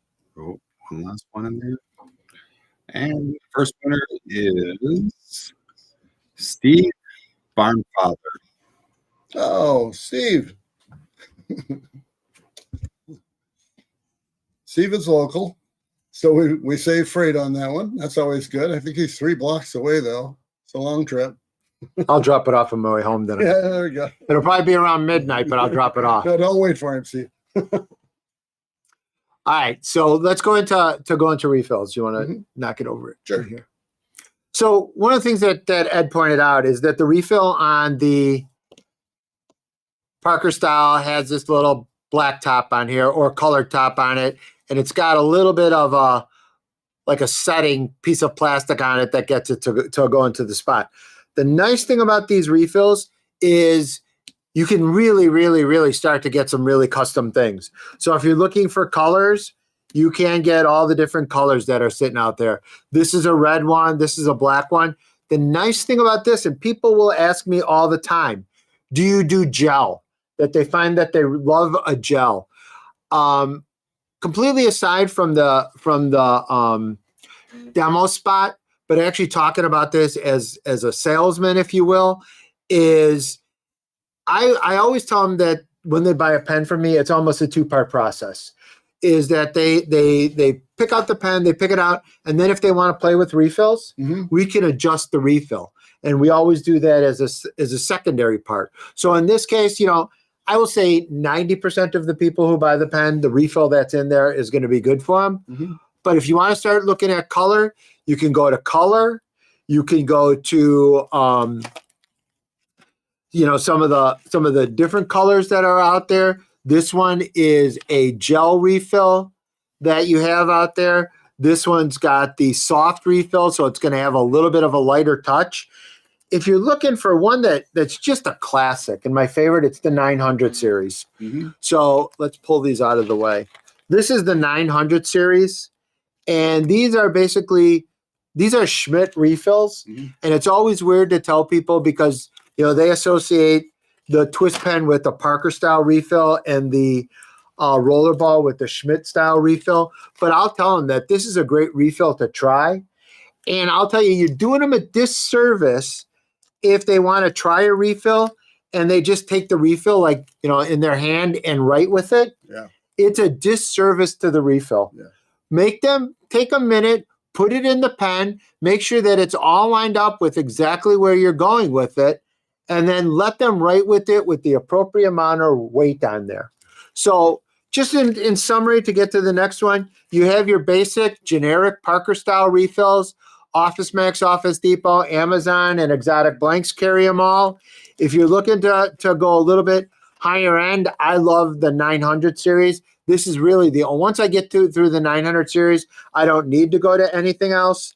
But you can get the Montverde, and you can go with the gel refill. You can go with the more generic gel refills, and then you go this whole standard line of the ceramics and the ballpoints and all the different refills.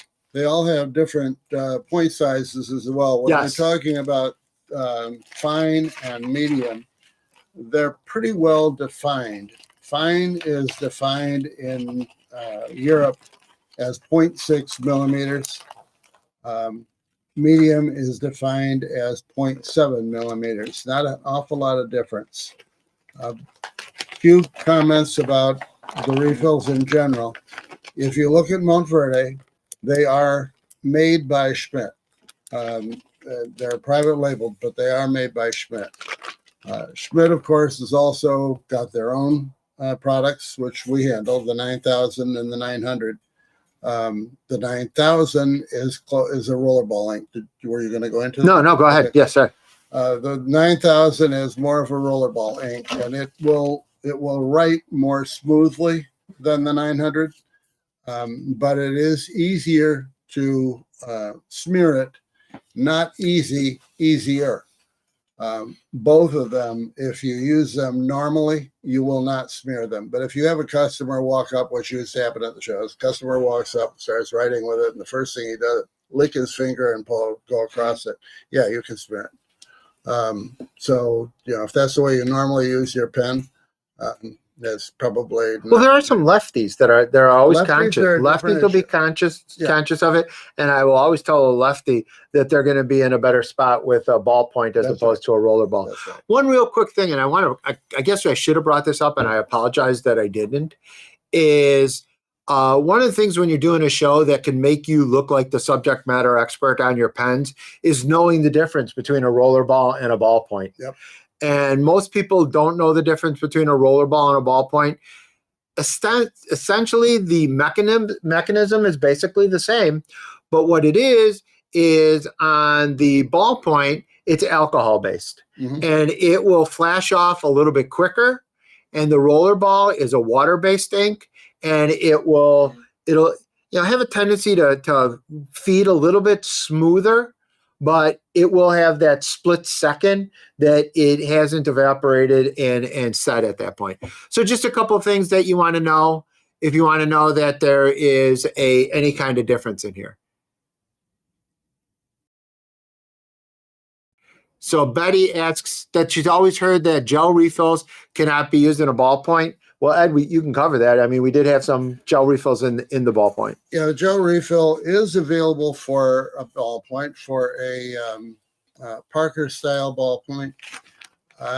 The gel refill was very popular when I was doing shows, so I ran into it.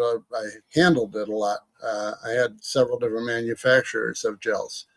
The thing that they may be talking about, Betty, the gel refill has not yet been developed for cross. Right. So if you're looking at the cross 7mm type pens, that refill is so thin that they have not been able to physically thin. Okay, we're talking about it's probably less than 1/8 of an inch in diameter. That's so restrictive that they have not been able to figure out a way to get gel to flow for any period of time. They can get it to flow early on, but then it clogs up and doesn't work very well. So that's the reason that you may see on various different sites that you can't get it. Well, yes and no. You can't get it for a cross. The other thing about refills sounds a little strange. If you're handling it, I'm assuming you're buying from reputable people, so you're okay. But if somebody comes up to you and says, I got this pen and the refill is for spit, and they pull it open and it says Schmidt, read it very carefully and make sure Schmidt isn't misspelled. There are a lot of places that you can get it, and so far, everyone I've seen has misspelled Schmidt. But it is not made by or for Schmidt products. And by the way, in addition, I can buy refills that are labeled cross for 7 cents in China, of course. I'm here to tell you that my bet is they're not made by or for cross. So, if you see something and the opportunity comes up to buy 100 of them for 49 cents, pass it. You're not gonna find something that's cheap and will work.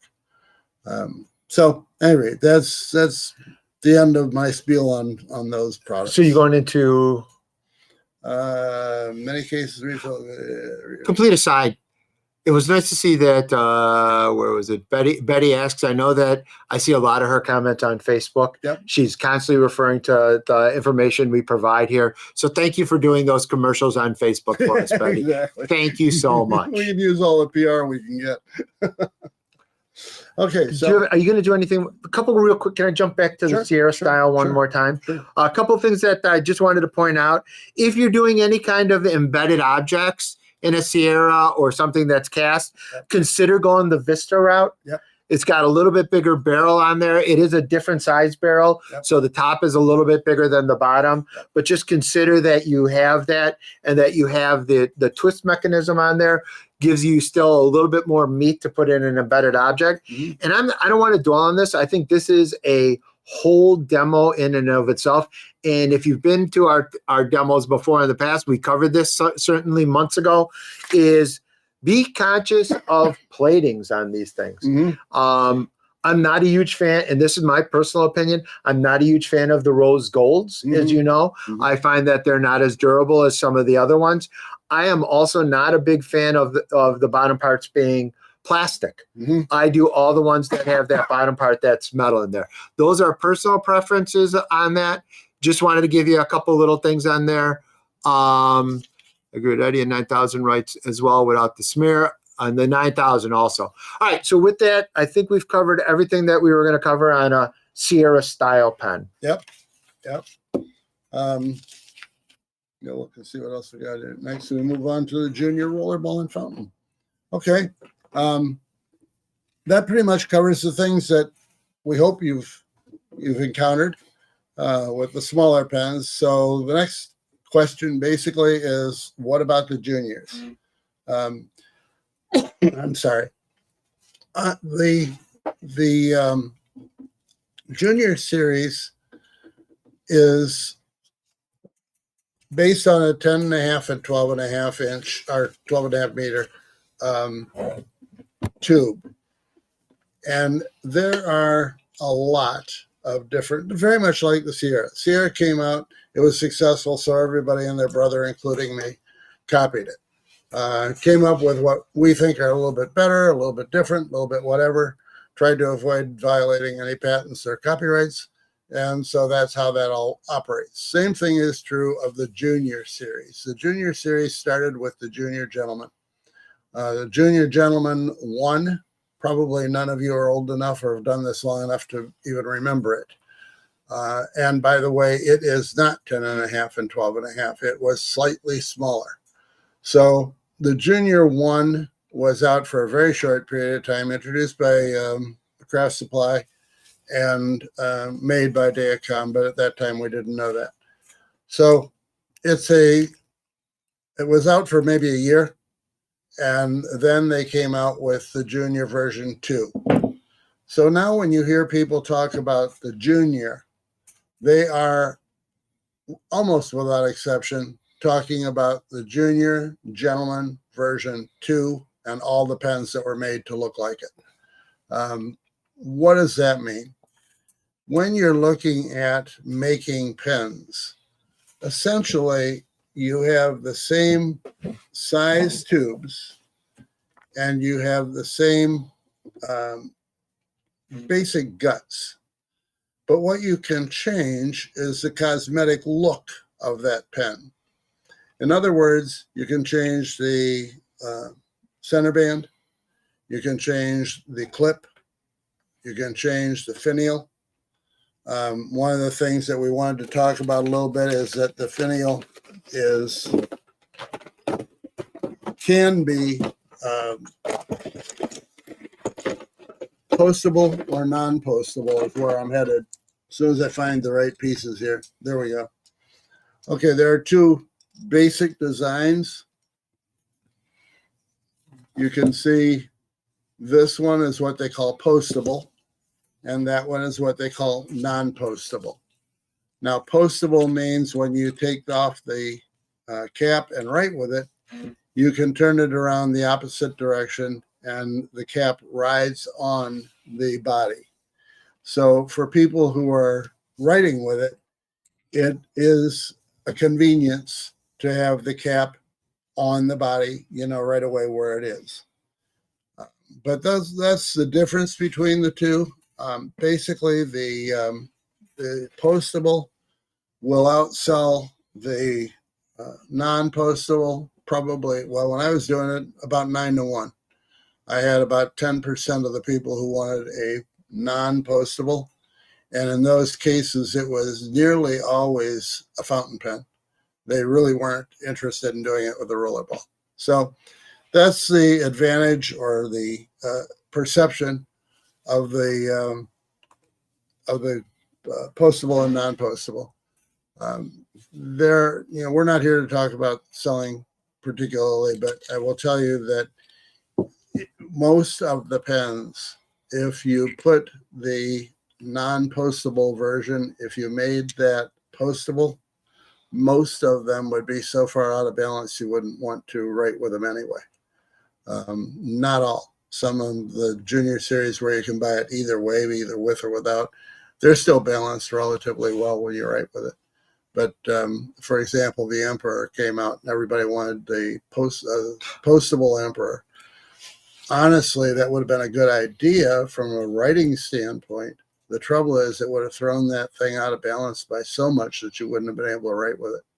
So, realize that the purpose of everything we're selling is to write. So hopefully they keep that in mind when they design the pen. So that's a little bit about why one versus another. The deciding dimension on this,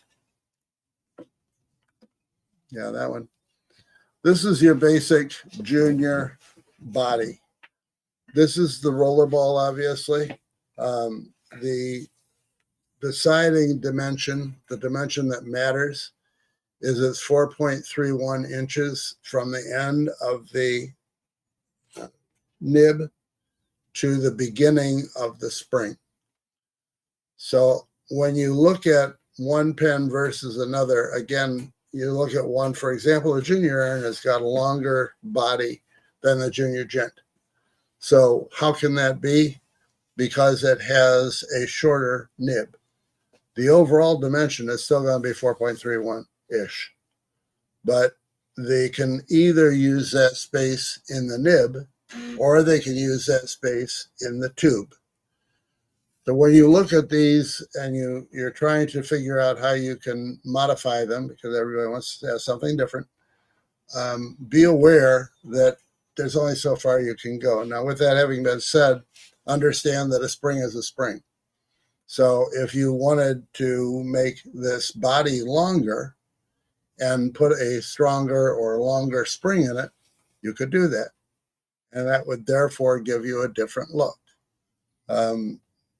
The pens that we have gotten from Dayacom since the changeover, the Aaron is longer, and therefore when we get even the junior gent, it was coming in with the same length as the Aaron and a slightly longer spring in it so that it would have good writing characteristics, but you would see more of the pen. Essentially, that's what we're talking about here. You get to see more of the pen. The next question that I ask here is, do you have to use the right tube? No, you don't have to do anything. If you design it right, you can make that tube significantly longer, but then you're going to have to figure out how to keep the refill bouncing. The purpose of that spring in the back is to make it so that when you write with the refill, it's not locked in place. It bounces. As it bounces, as you write, you're putting more pressure and less pressure, and that's why the spring is there, to make it give you the right pressure that's comfortable. Let's put it that way. So that's the kind of the body of the pen and why it is and how it is. That's the groundwork for what you need to know in order to make a junior style pen. One thing to mention though is as you're looking at the blanks though, just be conscious of some of the handmade blanks that are out there, like Pheasant Feathers and some of that stuff are designed to be put on a specific junior. But I will tell you this, like the Majestic and the normal junior, you can get away with it. Mhm. They are going to be fine. And I think that's the prelude to what you're going to just talk about right now is the Mhm. adjustment on it. Well, the things that you need to think about. If you're going to use the feather pens and watch part pens and all the rest of those pens that are available out there, they are made on a set of tubes. Now, I know John is using he's using essentially the Aaron tubes. He's using the ones that are a little bit longer. So if you put that all together and you find that it's not got the bounce that you want in it, then you can put a heavier spring in it or a longer spring in it. Springs are available at your friendly local Ace Hardware, by the way. And so are they at Home Depot, and so are they at a million other places, but I used to buy them at Ace. They come in 1 foot lengths, and you're looking for something that's 1/4 inch in diameter. So essentially, once you've got that as your basis, you can cut that spring any length you want to. You can also find springs that are flimsy and springs that are pretty stout. Again, that's going to determine whether you have a mushy feel or whether you have a rock solid feel. I don't know if you're going to get into this one, but explain the difference in the two different sides of the spring. I bet you 90% of the people don't understand the two different sides of the spring. Springs for these things are typically conical. That is to say, they have a wide top and a narrow bottom. In some cases, that actually makes sense, particularly Dayacom, when they put that spring into the finial piece, into this little tiny piece up here. Where can I put it that you can see it easily? How about over here? They put the spring into this little piece up here on a Dayacom kit. If you unscrew this, yeah, this spring will stay in. It will not come out. And if you want to get it out, it isn't easy. So the people who designed it and use it for the purpose that it was designed for are very few. But Dayacom is the only one that comes to mind. So that means that the fat end of the spring is in the top and the skinny end of the spring is in the bottom. The skinny end is designed so it's the right diameter to fit inside the hole. Every, most rollerball refills have an outside diameter and then a little bit of a hole. The refill will, the spring will fit right into that hole and hold it down. Dayacom goes to more detail on many of their kits than anybody else does. And Dayacom has fewer problems with their plating than anybody else does. So realistically, yeah, they're expensive and there's a reason in most cases. So, but yeah, that's the spring story. Essentially, your spring hopefully will stay in the pen so that the customer, when they take it out, doesn't come back and yell at you that the pen doesn't work anymore because they had no idea where the spring went to. We had that from time to time. The other way you can accommodate that, which is what I'm starting to suggest to people, is again, we're talking a little bit of adhesive that you drip into the finial top first, and then put your spring in. If you choose to do that, don't use CA. CA off gases and can change the plating.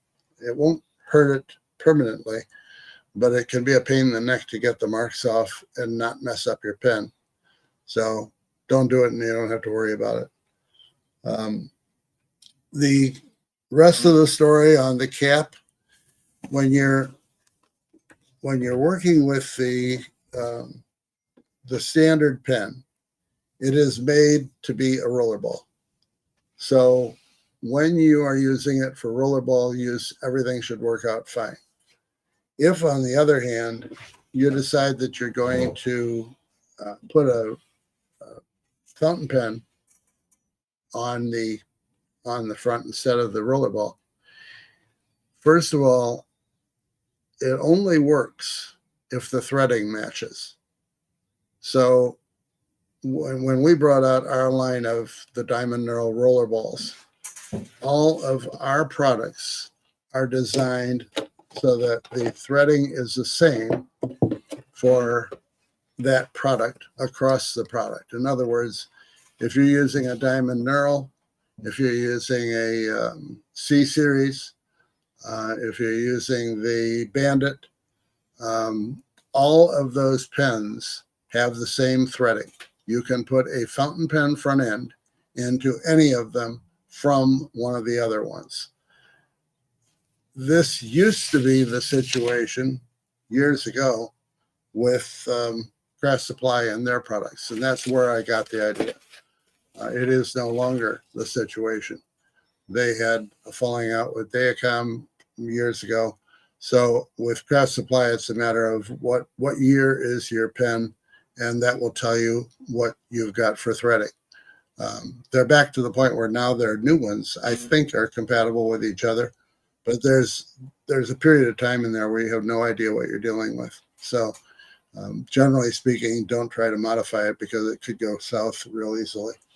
All of ours are set up so that you can. Now, with that being said, if you modify it and if you put a fountain pen on it, the cap may not be long enough. And one of the things you want to be aware of is if the cap is designed to be able to take the fountain pen front end. The fountain pen front end is a little bit longer than the rollerball front end. So that's the consideration that you need to work on to make sure that your fountain pen is going to cap properly and you're not going to ruin the nib. The other thing about it is if you're dealing with a number 5 nib, as we call it here, it will be smaller diameter than if you're dealing with a number 6. Ed, are you showing a fountain pen? I'm sorry, am I showing a fountain pen? We can, yes. There we go. I just checking because you're still on the PowerPoint. Yep, I'm sorry. There we go. Thank you. Thank you. Yeah, thank you. That's perfect. When you decide that you're going to use the front end that is a fountain pen, just put it side by side like we're showing here. Are you going to run into the top of that cap? And with ours, again, I've thought of this before I've made them. So yes, you should be safe with anything you deal with us. But we're talking generalities here. I'm happy most of you are using our products, but probably not all our products, because if I were you, I'd be out there selling other stuff too. So be aware that this is the issue. You have to make sure that that's going to fit. Now, where I was headed was a number 5 is a narrower pen nib than a number 6. Number 6 nib will frequently not fit in the cap. And that's true of ours as well. If that's the case, then you need to modify the cap or you need to stick with number 5. If you're going to modify the cap, realize that we are not responsible for anything you choose to do. However, if you mount it in your lathe properly and put a 3/8 inch drill bit through it carefully and straight, it will work. So that's the modification that you can use if you're going to put a number 6 nib on it.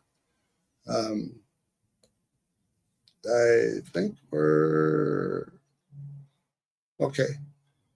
Anything you want to add to that before? No, I like to do it. I mean, go ahead. Go ahead, Dean. There is one question Barry asked a little bit ago. Is the grip area slippery? And I think he's talking about that area, especially on the pen on the PowerPoint was the curved one. Oh no, I can tell you this. No, they're not. I write with mine every day. I write with a fountain pen, and even on the junior series, I use it. As Ed knows, I love the Junior Majestic. There's 2 that I really love. Do you mind if I show the other one that I really like, the magnetic top one? Sure. Well, okay, so I'm going to show you another quick pen here. This one's not considered a junior. It's not in the junior series by name, but it's the same basic concept on here. This is the Vertex Supreme. And when I say same basic concept, this is a 12 and a half. This one is a 10 and a half. It is a little bit longer here, but as Ed astutely points out, the refill is still the same in both those pens. Mm-hmm. So what they're doing is giving you a little bit less up here and a lot less down here Mm-hmm. to be able to give you a little bit more body to work with. Mm-hmm. The reason I like this is you can see here two things that affords me. It's magnetic, right? So I like the fact that this is magnetic. And I was going to talk about this in a minute, but I'll just jump to it right now. Is notice when I put this one together, one thing that you got to be conscious of when you're doing assembly on these things is making sure that everything lines up. And so assembly on a junior is completely different than assembly on a single barrel pen. On a single barrel pen, I don't have anything I've got to worry about lining up. On a double barrel pen, what I'll do is I'll assemble the bottom first, then I'll screw on the bottom of the top, this little component that's right here, and then I'll take my hand and I will find how I get either, in this case, these are beautiful pheasant feathers. I'll get the pheasant feathers. You can see here, got a perfect lineup right here. But if it's wood, I'll line up my wood grain right there and everything else. And I'll just take this finger and I'll slowly push it down and then carefully take it here, unscrew this bottom, and then take it to the top and press that in.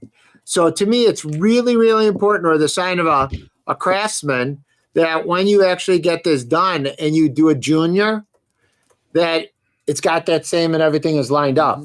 The nice thing about the magnetic top is you don't have to worry about that.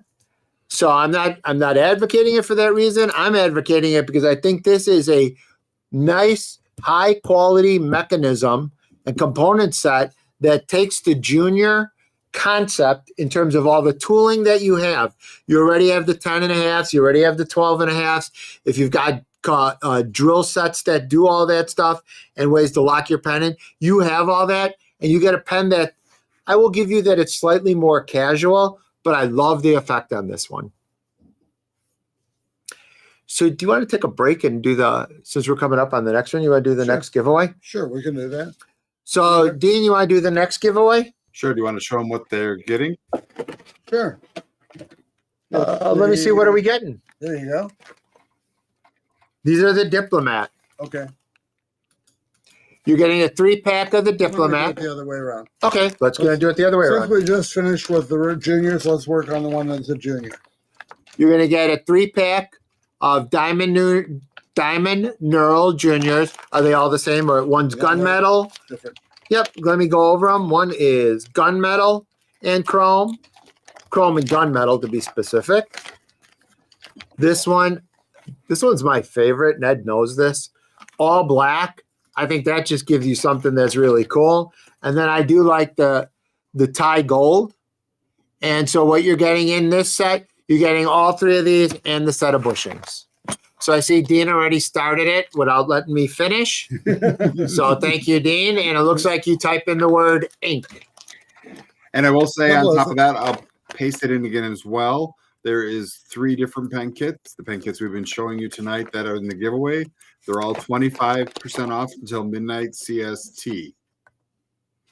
A couple of things about those pens that come to mind. First, the black chrome. One of the things about black chrome is that if you've got a blank that you're trying to put on the pen and it doesn't match anything, every time you put it on something, you look at it and say, no, that isn't what I'm trying to get. Black chrome is fantastic. It will take anything and make it look good. So I like the black chrome. The other thing is, if you deal with exotic blanks at all, you may or may not be aware of this fact. Anything that is made for exotic blanks that I have anything to do with, whereas I have the input to influence the manufacturer, will be Thai gold. It will not be gold. Gold has turned into, as everyone knows, pretty expensive, over $3,000 an ounce today. That being the case, all the manufacturers have stopped describing it as 24 karat gold or any of those things. They now call it golden. Golden means I can put anything on there I want to as long as the color is gold. I'm not comfortable with selling that. So the products that we have from various other manufacturers that still have their names on it, they're willing to do anything they want to, and you're welcome to buy anything you want to. But if it's got my name on it, it is Thai Gold. It's been that way, by the way, for probably a decade. Even years ago, I don't see the reason why we want to sell gold when we know that it wears. Thai gold is very much like the stuff that you have on your drill bits. And when you think about it, they talk about titanium drill bits. I almost used a bad word. I have a very lot of drill bits, and I do a very lot of drilling, and I am not patient. So to see smoke coming out of my drilled item is not unusual. And yet, when I'm finished with that and pull the whole thing apart and take out that drill bit after it cools, it's still Thai gold. So when it comes down to what are you going to put on a pen, it seems to me that that material is an excellent choice because your customer is never going to make it look bad. It will always be on there and it will always look good. Those of you who have been around long enough and have seen this happen may come back with, oh yeah, I had a Berea Thai gold that was absolutely terrible, after you find out that they believed that what they should do with Thai gold was put a very thin coat of real gold over the top of the Thai gold.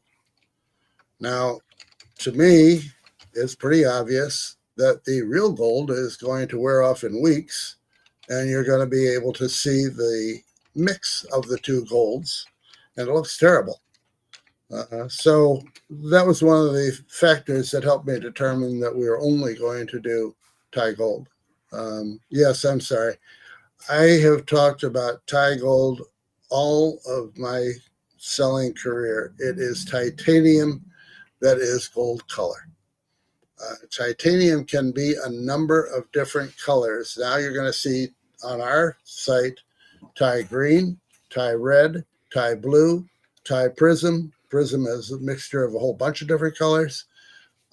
All of that is actually titanium, and the way that they put it on the pen, I believe it's the heat that's a major factor, determines what color it is. But in all cases, they claim, and I believe them for a change because of the way Thai gold has acted, but they claim that all the titaniums will last forever. So yeah, you'll hear me say Thai this, Thai that, Thai the other. Sorry, that's the force of habit, believe me. So we've got a winner. Bradley Atwell is our second winner. Well, congratulations, Bradley, and you're not next door, so I guess we'll have to ship it to you. And yes, it does include the bushings. All right, so jumping back to where we were, we had just finished off that. You want to go back to your next slide? Yeah, we'll go back to the slide here, and I think we'll see in a minute. Nope. 3. Let's try this one. Look at there. So this is where we really missed John Underhill, because this is where he really is probably the one who has done the most of it. Cap modifications. How can you make your pen look a little different from everybody else's pen? Those of you who have tried the Bandit are aware of the fact that we have a pen that is made specifically for that. Why is it specifically for that? Because the center band is actually very much like a finger ring in that it has a channel and two sides, and the two sides that are raised so that you can fill the channel, those two sides are both stainless steel. So when you do a modification on that pen, you can actually turn it on the lathe and take down the material and not have to worry about scratching the stainless, because it can be taken out, sanded out without any trouble at all. So if you're going to do this, the way that John has done it, he takes a piece of the acrylic and turns it so that it will fit into that channel, breaks it in half, and then puts it into the channel from both sides. And there is a video or 3 or 4 on our YouTube channel of how John does that. It is really well done, and John does a lot of it. So you can remove the center band and do whatever you want to in terms of changing that. The C series is designed specifically so that the center band and all the little intricate parts of it will come off pretty easily, so that you can intermix them one with another and come up with whatever design you want. So we have a few different things where we've made it easier to do this, but you can do it with any pen if you have the patience that John has. Prior to doing our pens, he used to do the junior, and he said several times to me, it's so much easier now that the pieces come off easy. I have several that I've broken because when you try to take them off, they don't always come off in one piece. So that's one possibility. The other one is the cap insert. As you can see on this picture, the cap insert can be knocked out. There's a little black piece that's normally up there, and that can be knocked out. It's a little peg on the bottom of it, and you can design whatever you want to. And this is true of all juniors. This is clearly a commercial for mine, but by the same token, any of the juniors, you can knock these parts out. So, okay. I was going to say, these are two topics that we had just talked about an hour ago of what we might be doing in a coming month. Mm-hmm. Taking in some of the coming months, taking some of the more standard component sets that are out there and doing the modifications so it looks like something that the person next to you doesn't have at an art show. Yeah, ideally what we're trying to do, when I did shows, there was almost always 1 or 2 other pen makers in the show.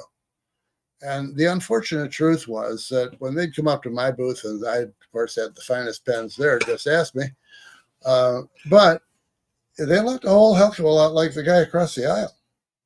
And there really wasn't, except for the fact that at that time I was doing plastic and nobody else was, so that helped.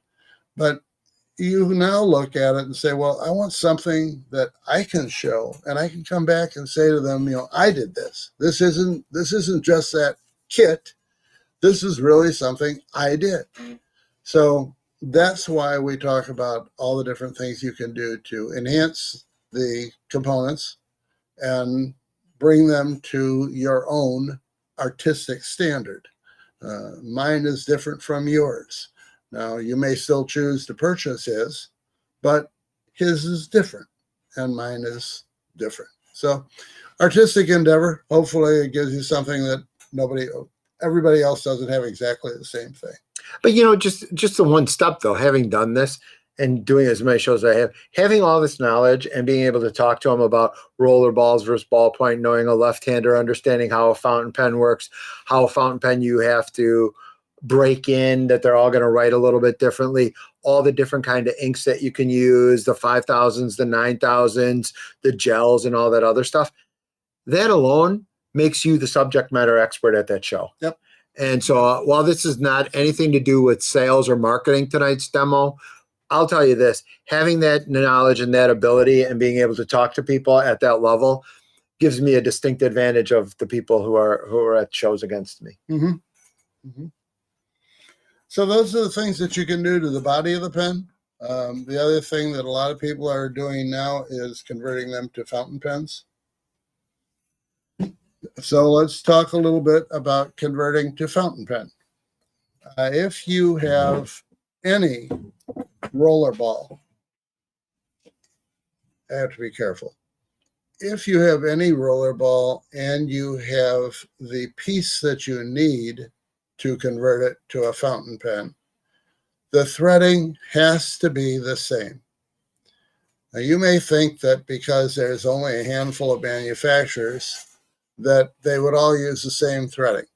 I know I did when I started with this, and I found out early on, not the case. Each one of them has their own threading, and they are not necessarily compatible from one model to the next model. One of the things I find interesting with Penn State is bigger than everybody. And right now, all of us are scared to death of what tariffs are going to do. But we've been doing this for 2 or 3 years, and we've been scared to death of the tariffs. Company the size of Exotic Blanks is kind of stuck. We have to deal with this one, that one, or the other one. Company the size of Penn State is far less so. So they have been traveling around the world, and they now have some of their pens are made in Taiwan. All this is public information. I'm not giving anything away except how to observe. When you see their product come through the front door and it says made in Taiwan on one bag, and then the next one says made in China, and then the next one says made in Taiwan or Vietnam, next one says made in India, that's a clue. They are getting themselves ready. No matter where you're going to be able to get pens, they are in a position to be able to get pens from that source. They're brilliant. I have nothing but the greatest respect for them. And as most of you know, we handle all their products. But the rest of us are stuck with this one, that one, or the other one. Problem with saying, okay, I'm going to have them from all over the world is that every part of the world has their own philosophy about what the threading should look like. And no two are the same. So when you buy a product, if you think you are at some future point going to want to make it into a fountain pen, be selective. Obviously, the easy answer for me is buy it from my group of fountain pens because they all cross with each other. But that isn't industry-wide. And part of the issue here is exotics has kind of changed the industry in many places, and this is one of them. When I was doing pens, no one had pieces that would interchange one with another. Some of the stuff from Craft Supply did, but not all. So it was a new concept when we started doing it. Now it's far less new, but there's still not a lot of pens out there that you can just take this out of this one and put it into that one and it will work. So, yeah, and typically this is only a one-way street. If you buy roller balls, you can make them into fountain pens. If you buy fountain pens, you cannot make them into roller balls. I don't know of anyone that stocks roller ball front ends. You could ask, why don't we do that? Why don't we have parts? And I will make this very brief, but let me point out to you that in a standard kit, you're looking at 6 or 7 parts. Those 6 or 7 parts come to you plated in chrome or gold or a mixture of the or this or that or the other thing. So for us to have replacement parts where you're seeing one pen kit, we're seeing 70 or 80 parts, each of which would have to be ordered in a quantity of 300 plus. They will not make them for less than 300. Most of them they will not make for less than 1,000, but we'll go the easy route. So that's why when you say, oh, I only need this simple part, it isn't that simple. We would have to stock it in every plating, and we would have to stock at least 300 of them, and they would last us several lifetimes. So that's why when you look for parts, you find out that there are some difficulties finding it. So back to converting to the fountain pen. The other consideration is what size nib do you want, number 5 or number 6. Number 5 is the one that comes with most of the juniors. It's relatively small. Number 6 is the one that comes with some of the bigger pens. It's relatively large, not surprisingly. Number 6 in the rest of the world is called a number 12, just in case you're looking for it. Some people are trying to buy this stuff out of Europe. Be careful what you ask for, because you may not. It's not the same terminology there. if you find something and it works, congratulations. But be careful. Most of the stuff is not compatible with what we have here. So yeah, if you try to expand the threads, it can be done, but it isn't. You do have to have it absolutely straight. Okay, fountain pen considerations. Do you want to use? If I could Yep. interrupt for a second, Like, Ed. There was a question yeah, from Eddie Brown on could you please explain the converter differences? sure. Do you have those that you could show and talk a little? I think I can talk to it. I don't know about showing it. Um, Converters are the part that goes into your fountain pen when you buy a fountain pen. When a customer buys a fountain pen, they are often buying it because there's a wealth of different inks available in an incredible number of colors. Most of the guys who are into fountain pens are also into this color ink, that color ink, the other color ink, whatever. Oh, and brands. They are more concerned with the brand of ink that they can use. Yep. There are some brands that are out there. That's when you get in, and I'm not going to go through the whole thing. You start talking about wetness and Yep. and longevity and things like that. Yep. Wetness is a big one. And brand once they more than the nib, once they find a brand of ink that they love, that's where they're going to stick with. So those are the ones that are going to be into the converters versus the ones that are going to be doing into the Yep. the cartridge. But please go ahead. Yeah, no, fine. Yeah, that's exactly it. When they're going to want to use fountain pen ink out of a fountain pen ink bottle, they need what they call a converter. Converters pull the ink out of the bottle and into the nib. Okay, it goes, when you put it into the bottle, the nib has to be below the level of the breather hole.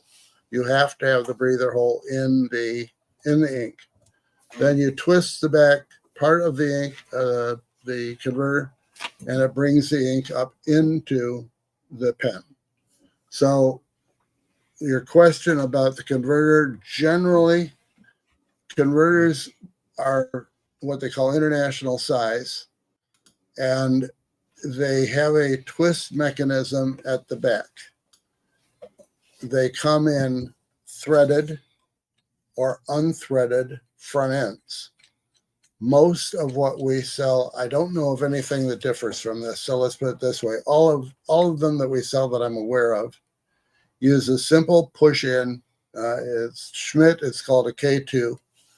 The K2 will go right in there now. When you're doing that, you're trying, there is a, on the nib, this is part of my fountain pen presentation. On the nib, at the back end of the nib, the side that goes into the pen, there is essentially a pointed end of plastic that is hollow, a straw for the sake of a number. And that is the right diameter to fit into the little hole on the converter, which is filled with plastic. So you have to pierce it. In order to pierce it, in some cases, you have to push. But it will fit in most of the pens. There are a few that it does not fit in. In that situation, there is a smaller converter that's also available that's Chinese. And it's the only one I know of that will fit in some of the smaller pen front ends. But which converter do you use? There are ones that screw and pull out the ink. It's a piston design, so it pulls it out, it creates a vacuum, pulls it up, and so forth. There are some that are a bladder design where you push on the side of it to pull the ink up. And there are probably other designs. I will tell you that I used and still do when I show any kind of fountain pen. I use the K2 converter. It's the right size. it is sometimes you do have to push. You are puncturing that piece of plastic, and it isn't always a thin piece of plastic. So it goes down until it reaches the shoulder, and it has to reach that shoulder, and you have to make that happen. But it will work once you get it in. And the thing about that is understand that all this has to be relatively airtight because you don't want it to leak.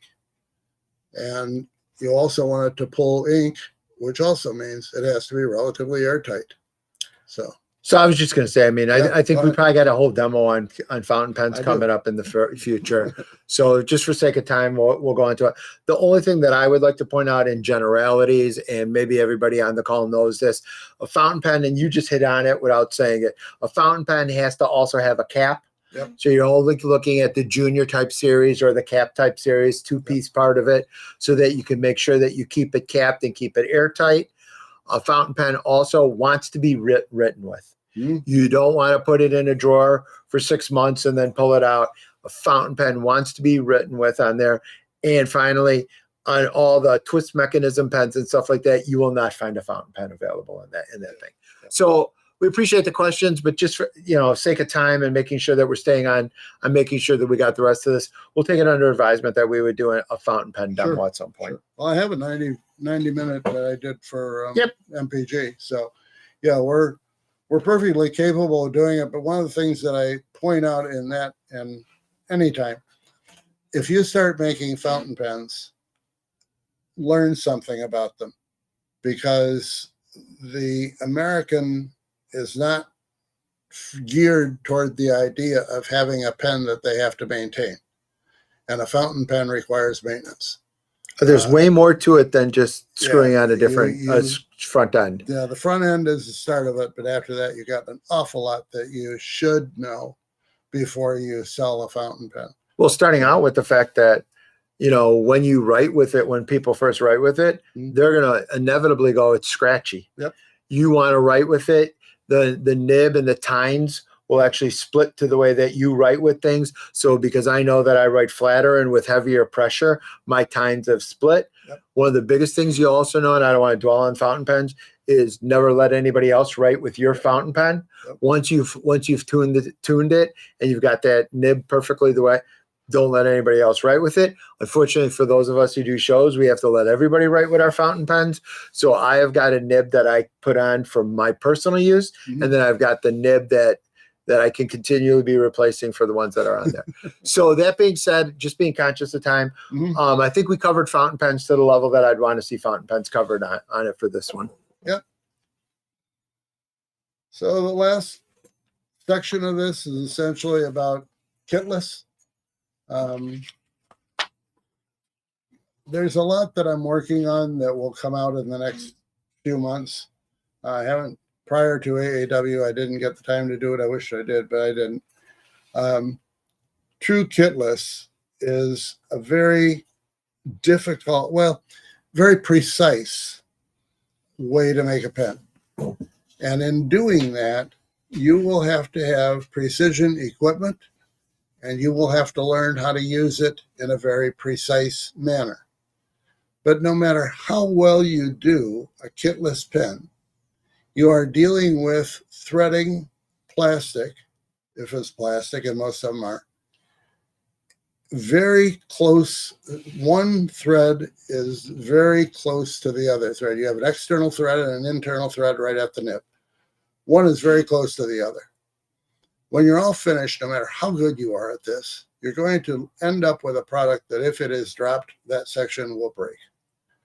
So what I've been trying to do is come up with an idea on how you could take these component sets and turn them into something that will fill that area with metal threads and metal pieces, and at the same time give you the look of a kitless look. And so, yes, we're getting there. This is just kind of a teaser.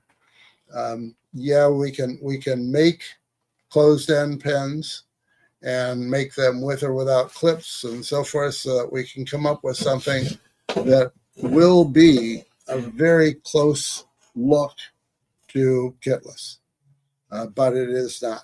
it's something you can make and make it fairly easily. It's funny that you mentioned that. Is it okay to jump to the Sure. to It's funny that you mentioned that. I find a lot of people who will claim to be making kitless pens and not do the clip. Yeah. And that is by far the hardest part of doing it. So Dawn pointed out, is it okay to flip back to this? Let's get back to that. And do we want to do cigar or do we want to just... Yeah, I'll mention that in here. So this is the converters that Dawn pointed out. Sorry, Dawn brought some in. Is it okay if I do this? Sure, absolutely. The nice thing about these converters is, let me open up the bag and I'll show you here what Ed was talking about. 750. So you unscrew here. There's my fountain pen. If I'm doing the international cartridges, I'm simply going to take that cartridge and I'm going to pop it in here. But as Ed was going through, this is the cartridge, and you can see here when it's empty, it would basically be down there, and then you're going to dip this in, and you can see there's the little hole that Ed was talking about. Dipping this into the ink, and you're slowly pulling it in, and you're letting the basically The ink pulls it. ink pulling it back self into it till this fills up, and then as you use it, this eventually goes down on its own. So, and also astutely points out that this becomes a challenge there too, is to make sure, and you can see in that one, this one would be potentially too, oh, sorry, I didn't take the spring out. Exactly. You need to make sure you take the spring out of the top here, and that some of these converters are set up to go to different size component sets that you're working with. So the spring is vital. If you leave the spring in there, it is very likely to grab that knurled part on the top, and it will leak like a sieve. And ink will take care of a shirt in no time flat, and your customer will be very happy to inform you that that was his $200 shirt. So thank you. Walmart last week for $5, but it was my $200 shirt. So thanks, Dawn, for bringing all these out here for us. Absolutely. Okay, you want to say a few words about cigar pens, or? The only thing I was going to mention. So Ed and I were talking about, that when we were going to do this presentation, and that's what we tried to do. We tried to give you an idea of the component set that you were looking at, best way of, or at least our way of making the way that we're doing it, and then take a look at some of the issues and challenges that you have. And a couple things that I know people talk to me about all the time when I see them at not at shows, but at shows, pen making things or at symposiums that I'm at, is on the cigar pen. They find this to be a little bit of a challenge on making a cigar pen. So let me pop this here. So this is your basic cigar pen. And the thing about, I'd say there's two main things that I see people do wrong.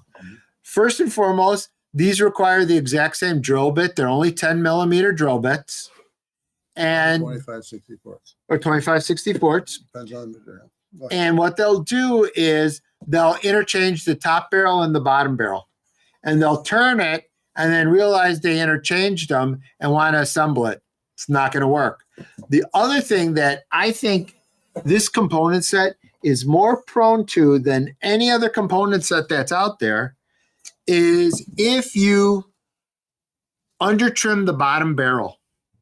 And so you trim the bottom barrel and it becomes a little too short. This mechanism here, this twist mechanism, and it's hard to tell on here. I won't be able to capture it on the camera as well. You just can't see in it. When it's retracted, there's not a lot of room in that retraction, so that when it pops out and it locks out, you can see you get that nice little part that comes out. And so when you roll it, notice that that's right at the end. And if I just do it literally like a 16th more, it's all the way in. People will under trim this barrel in the process of prepping the barrel. And then that'll be the thing when they go to retract it, it never retracts all the way in. That is one that I will tell you this. I hate to tell you that I've seen a million people tell you, other ways of fixing that and things like that. I will typically, and you may even be different than this, I will typically just go, well, that was a $12 lesson that I learned. Yeah. Because that's the components that cost me about $12. I will take that as a lesson learned, and I will not try to find a way of fixing it. Yep.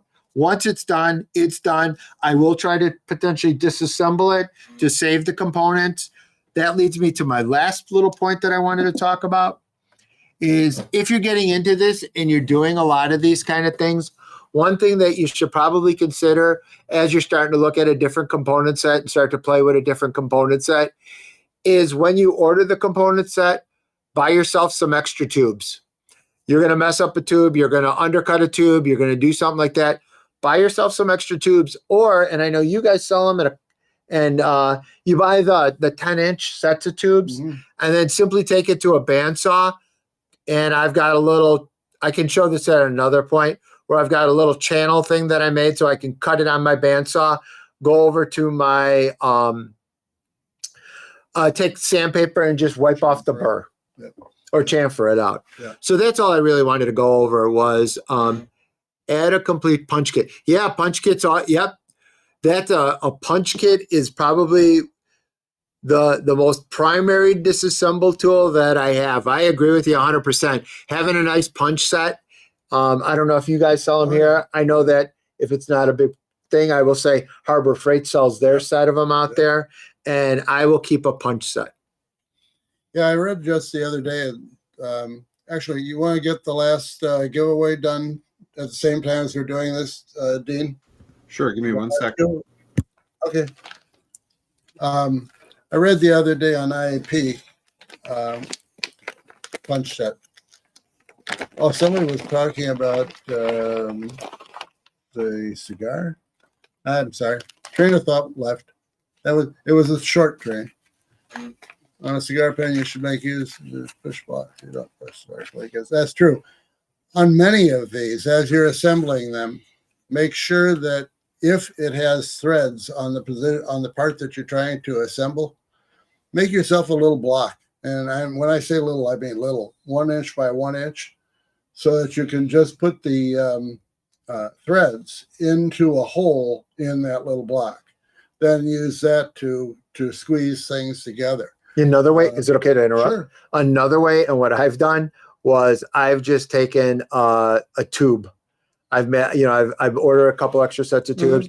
I have a Sierra set of a cigar set of tubes that I use. Okay. And when I'm assembling the bottom, I'll just take the tube, the blank tube from that, put it on there. So when I'm pushing it together, it pushes it in and it protects those Makes threads. sense. Yep. And it's simple. It costs me 25 cents for an extra set of tubes. Yep. And that way, if that tube ever gets damaged, it doesn't matter. That's only being used. And the nice thing about doing the tube method is, if I go to this camera, the tube method will fit perfectly around here because that's what it's ultimately what goes around there. Yeah. So that tube will fit perfectly on here, and I don't have to. I don't have to worry about doing any kind of marring or anything that's out there. And if I do mar anything, I know that it's on the inside where I can't get it to, because that's the exact same tube that's going to go on there where it is. Yeah. So I appreciate that point, Eddie, about doing that one. And that's a great point. So this is the next or the last giveaway. Do you want to go over what they are? Go ahead. So they are the Diamond Neuro Rollerball, ballpoint. This one, I love the blue. This one, once again, is the black chrome. And this one is the chrome satin. So I have wait to see what Dean's special word that he's going to give us as the clue. Dean's last word of the night is thanks. Ah, Good, nice. Dean. Very good. Okay, if there are any questions that you've got, this is a good time to ask them. Well, we gotta wait. We gotta let him wait to finish all the know. thanks. I know. You can do the thanks and ask questions at the same time. You're allowed. So all I will say is thanks for everybody who came out. As we said, this was a challenge of a couple weeks for us because of the fact that we're coming directly in from doing this. And I thank Ed for going out to Minneapolis with me on this one. And John and I had a great time, and Dean was out there with us also. So it was a great group of people to have together. We had our own basic pen turning group.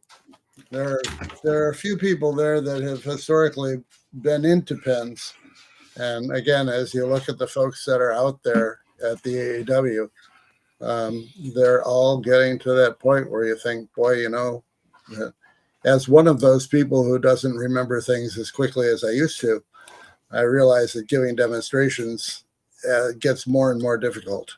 And I think we're very fortunate to have John and Mark.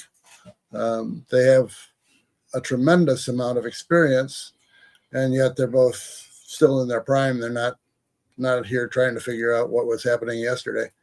So all in all, it's fun having these things, but this one was kind of put together in a hurry, and I hope everybody enjoyed it. I hope you'll be back to see our next one, whatever that turns out to be. It more than likely, no guarantees in life, but at the present time, it looks very much like we are going to do the fourth Thursday. We have tried the third Thursday, and it has kind of gone back and forth between third and fourth for who's here and who's not. Hey, look at there. John did John's come here. back. Yay. And I see Sarah asks, when will you be catching up on your sleep? Hopefully it will not be in the hour and a half that it takes me to drive home from here. Normally when we come out here, I'm going to let you in on a little secret. John does all the driving, so that works out great.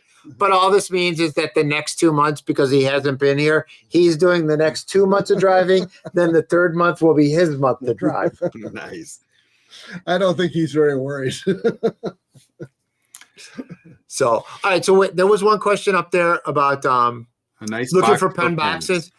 Yeah, Jeff, I'll tell you, I literally just got some from here earlier. There are some on the website. I like them. It depends on the ones that you're going for. If you're going for the bigger pen, I'll just tell you my personal preference. No, go for it. That brown leatherette one that you have on the big one is just completely gorgeous. But the ones that Dawn just showed me, are they the velour? Is that what they are? Very economical, and I just picked up 25 of them. Okay. Yeah, the brown one is also available in black if you see it. It is one of the ones that we sell a lot of. We also have several that are cardboard essentially. And some of the cardboard ones these days don't look bad. When I did shows, one of the things I did was they got a free box with their purchase if the purchase was over $25. Now remember, this is 20 years ago. But if it was under that, we didn't give them boxes. They had to buy the box. So, it's difficult to figure out how to price things if you're doing shows and then you want to give boxes with it. It's For me, difficult to figure it out. For me, I'll just tell you this. I'm not giving away a secret. For any pen that's under $125, I put it in the tube. Okay. And when people look at it, I actually say, because I'm encouraging you to use the pen. Yep. When you give a pen in a box, maybe I'm wrong, but I think people consciously want to keep it in the box. Mm-hmm. I want to see you use that pen. If the pen goes over $125, I factor that into my math, and I know that I have it there. So a couple ones that came up. Sorry, I want to make sure that I get this one. So that covers the box. Betty, once again, thank you for commenting on it, and keep up the nice work on Facebook for promoting us. I do appreciate that. I'm looking for someone's grabbed a bunch of notes. So it looks like everybody kind of got what you're looking out of this one. I hope you did. This is always a blast for us to come out there. Eddie Brown did have a question. I don't know if Ed, you might have an idea here. Sure. I put it on the thing. I special order for 5 2mm mechanical pencils, and ended up using 9 kits to make them work. The lead does not go out for some reason. Any suggestions? Isn't that the one that has basically the teeth expand? Yeah, I think that's the one he's talking about. The art pens. I think I have one somewhere. I like those. I mean, if I do a lead pen, Yeah, but what can go wrong with it? If you're pushing on the might be button, easier for him to just call you. you're opening up the. Yeah, probably, Eddie. Let me look at one and try to figure out what could mess up the mechanism. I've had problems with 2mm before, but not recently. He's saying it doesn't grip well. Let me look at them and see what they're doing to them, because it's not the first time we've had a problem with 2mm, but at the same time, it was a long time ago. So, It should not be the case anymore. Let me contact you after I've had a chance to look at them, please, and then I'll get in that grip. Okay. So a couple other things we're always looking for. So when Ed sends out the surveys, please guide us with the surveys. We're always looking for topics that we want to discuss. And we say this every time. John, myself, and Ed don't consider ourselves experts on any of the topics or all of the topics, but what we do have is a pretty good network. And so if there's a topic out there that we know people that are better at it or know it better, or that's where they go, that's how we do it at the MPG. We want to bring in the best people that we know to do this stuff. Mm-hmm. And so if you've got ideas and stuff like that, please shoot them our way. We're always looking for topics and ideas. And the other nice thing is, just keep in touch with us. If you wanted to talk to me directly by any means, feel free to send sales at Exotic Blanks, and Ed has carte blanche to give out my contact information. One thing you may want to, I can let a cat out of the bag here, I think. One of the things Mark and I talked about today for possible coming attractions was pen photography. If you have any feedback on that, yeah, I'd like to. No, that sounds stupid, whatever. Please send it to Sales at Exotics and put in there something like Thursday night suggestions or whatever, just so that I know that it's there, because I really would like to know what you guys would like, guys and ladies, would like to see. And I think that would be kind of a fascinating topic, and I don't know exactly how we would do it here, but one way or another, if it's something you'd like to see happen, let me know, and we'll go for it. Sierra still has a gun metal nomad. The situation with Berea is that it's difficult to get product, and their product is all over the map for pricing to us. So is that pen still available? Probably. Will we be getting it? Probably not. We will be getting product made that will have some of the platings that are not as common. I have just talked with our vendor, who has been very helpful to me. And we will have a number of different platings that I've not seen before.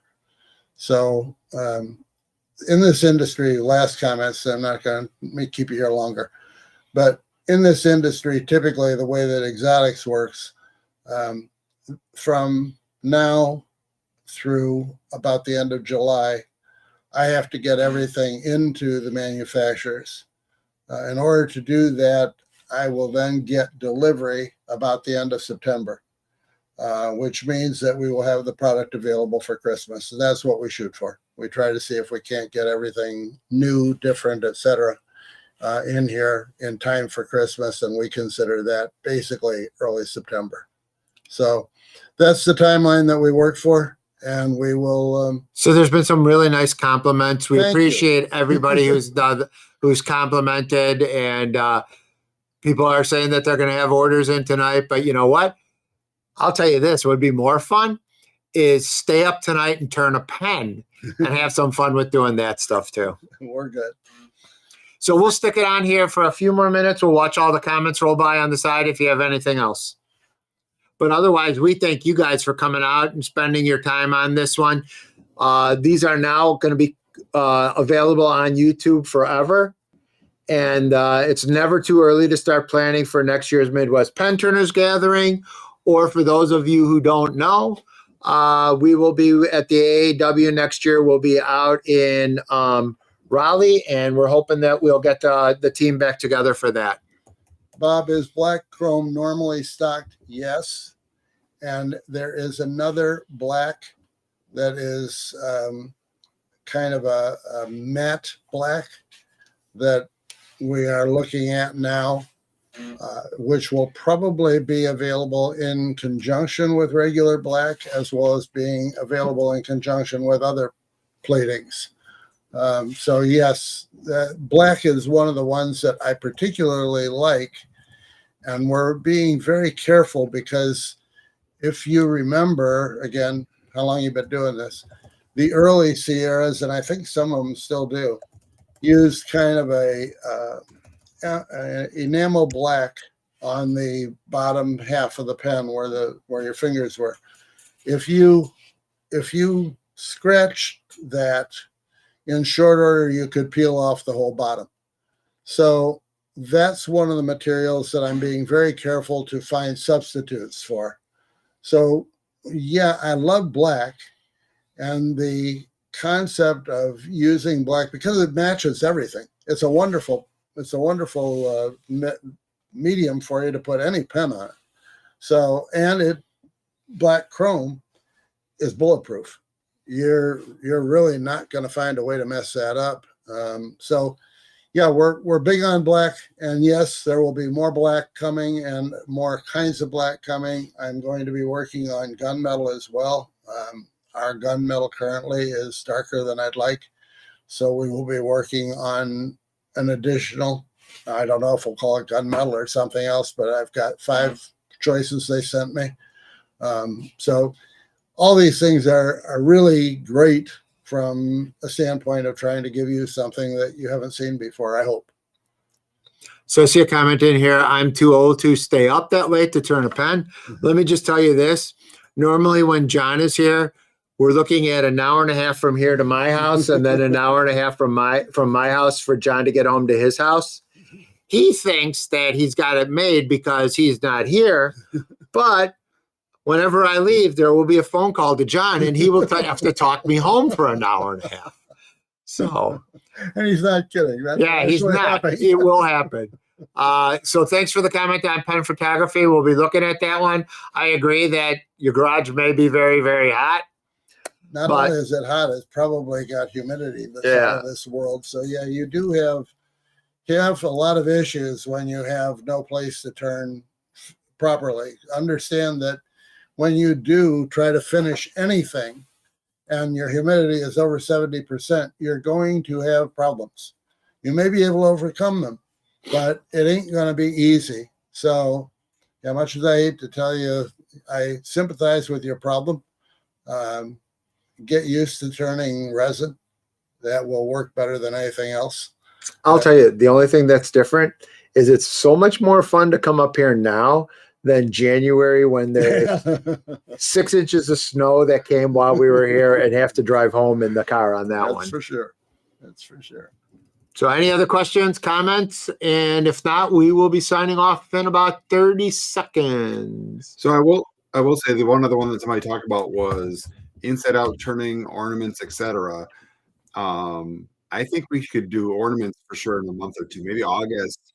There's a lot of you guys have I don't know if they've seen the 7mm ornament kits that you've got, and those are a fabulous way to do all kinds of fun. Oh, they're spectacular. I do them all the time. So, Dan, if you want to do something on that one, or you want us to do something on that one, ornaments is a good one. We did write it down, and it might be nice to do it a little earlier so you can have them made for Christmas. Yeah, maybe August. Like I said, I don't think we'll make July. Yeah, John did one a couple years ago that's spectacular. He cast the blank and actually put stuff in it to make it look like it's snow. Yeah. So. And then I'm hoping, I'm going to pop to me as the main window, that this guy was the one that I saw the demo at the auction, and not the auction, the AAW rather. So I'm hoping to learn how to do these. So who knows? Certainly something to look into. It's a great idea. Certainly. One last thing, Lawrence, I see you're still here commenting. Dawn says if you're going to do a money order, you can do it as a check on the website. Put your order in, put it as a check, and they won't ship it to you. Get the check to them, the money order to them. So there is a way to do that. Anything else then? You want to be closing off? We're fine and dandy. So Dean, whenever you're comfortable with closing us off, thank you more than anything to Dean also, who behind the scenes, you have no idea what a spectacular studio we have here and how much effort Dean puts in doing this one. So I closed end pen. Yep, that's another good one. All right. Sounds good. Good night, all. Thanks, guys.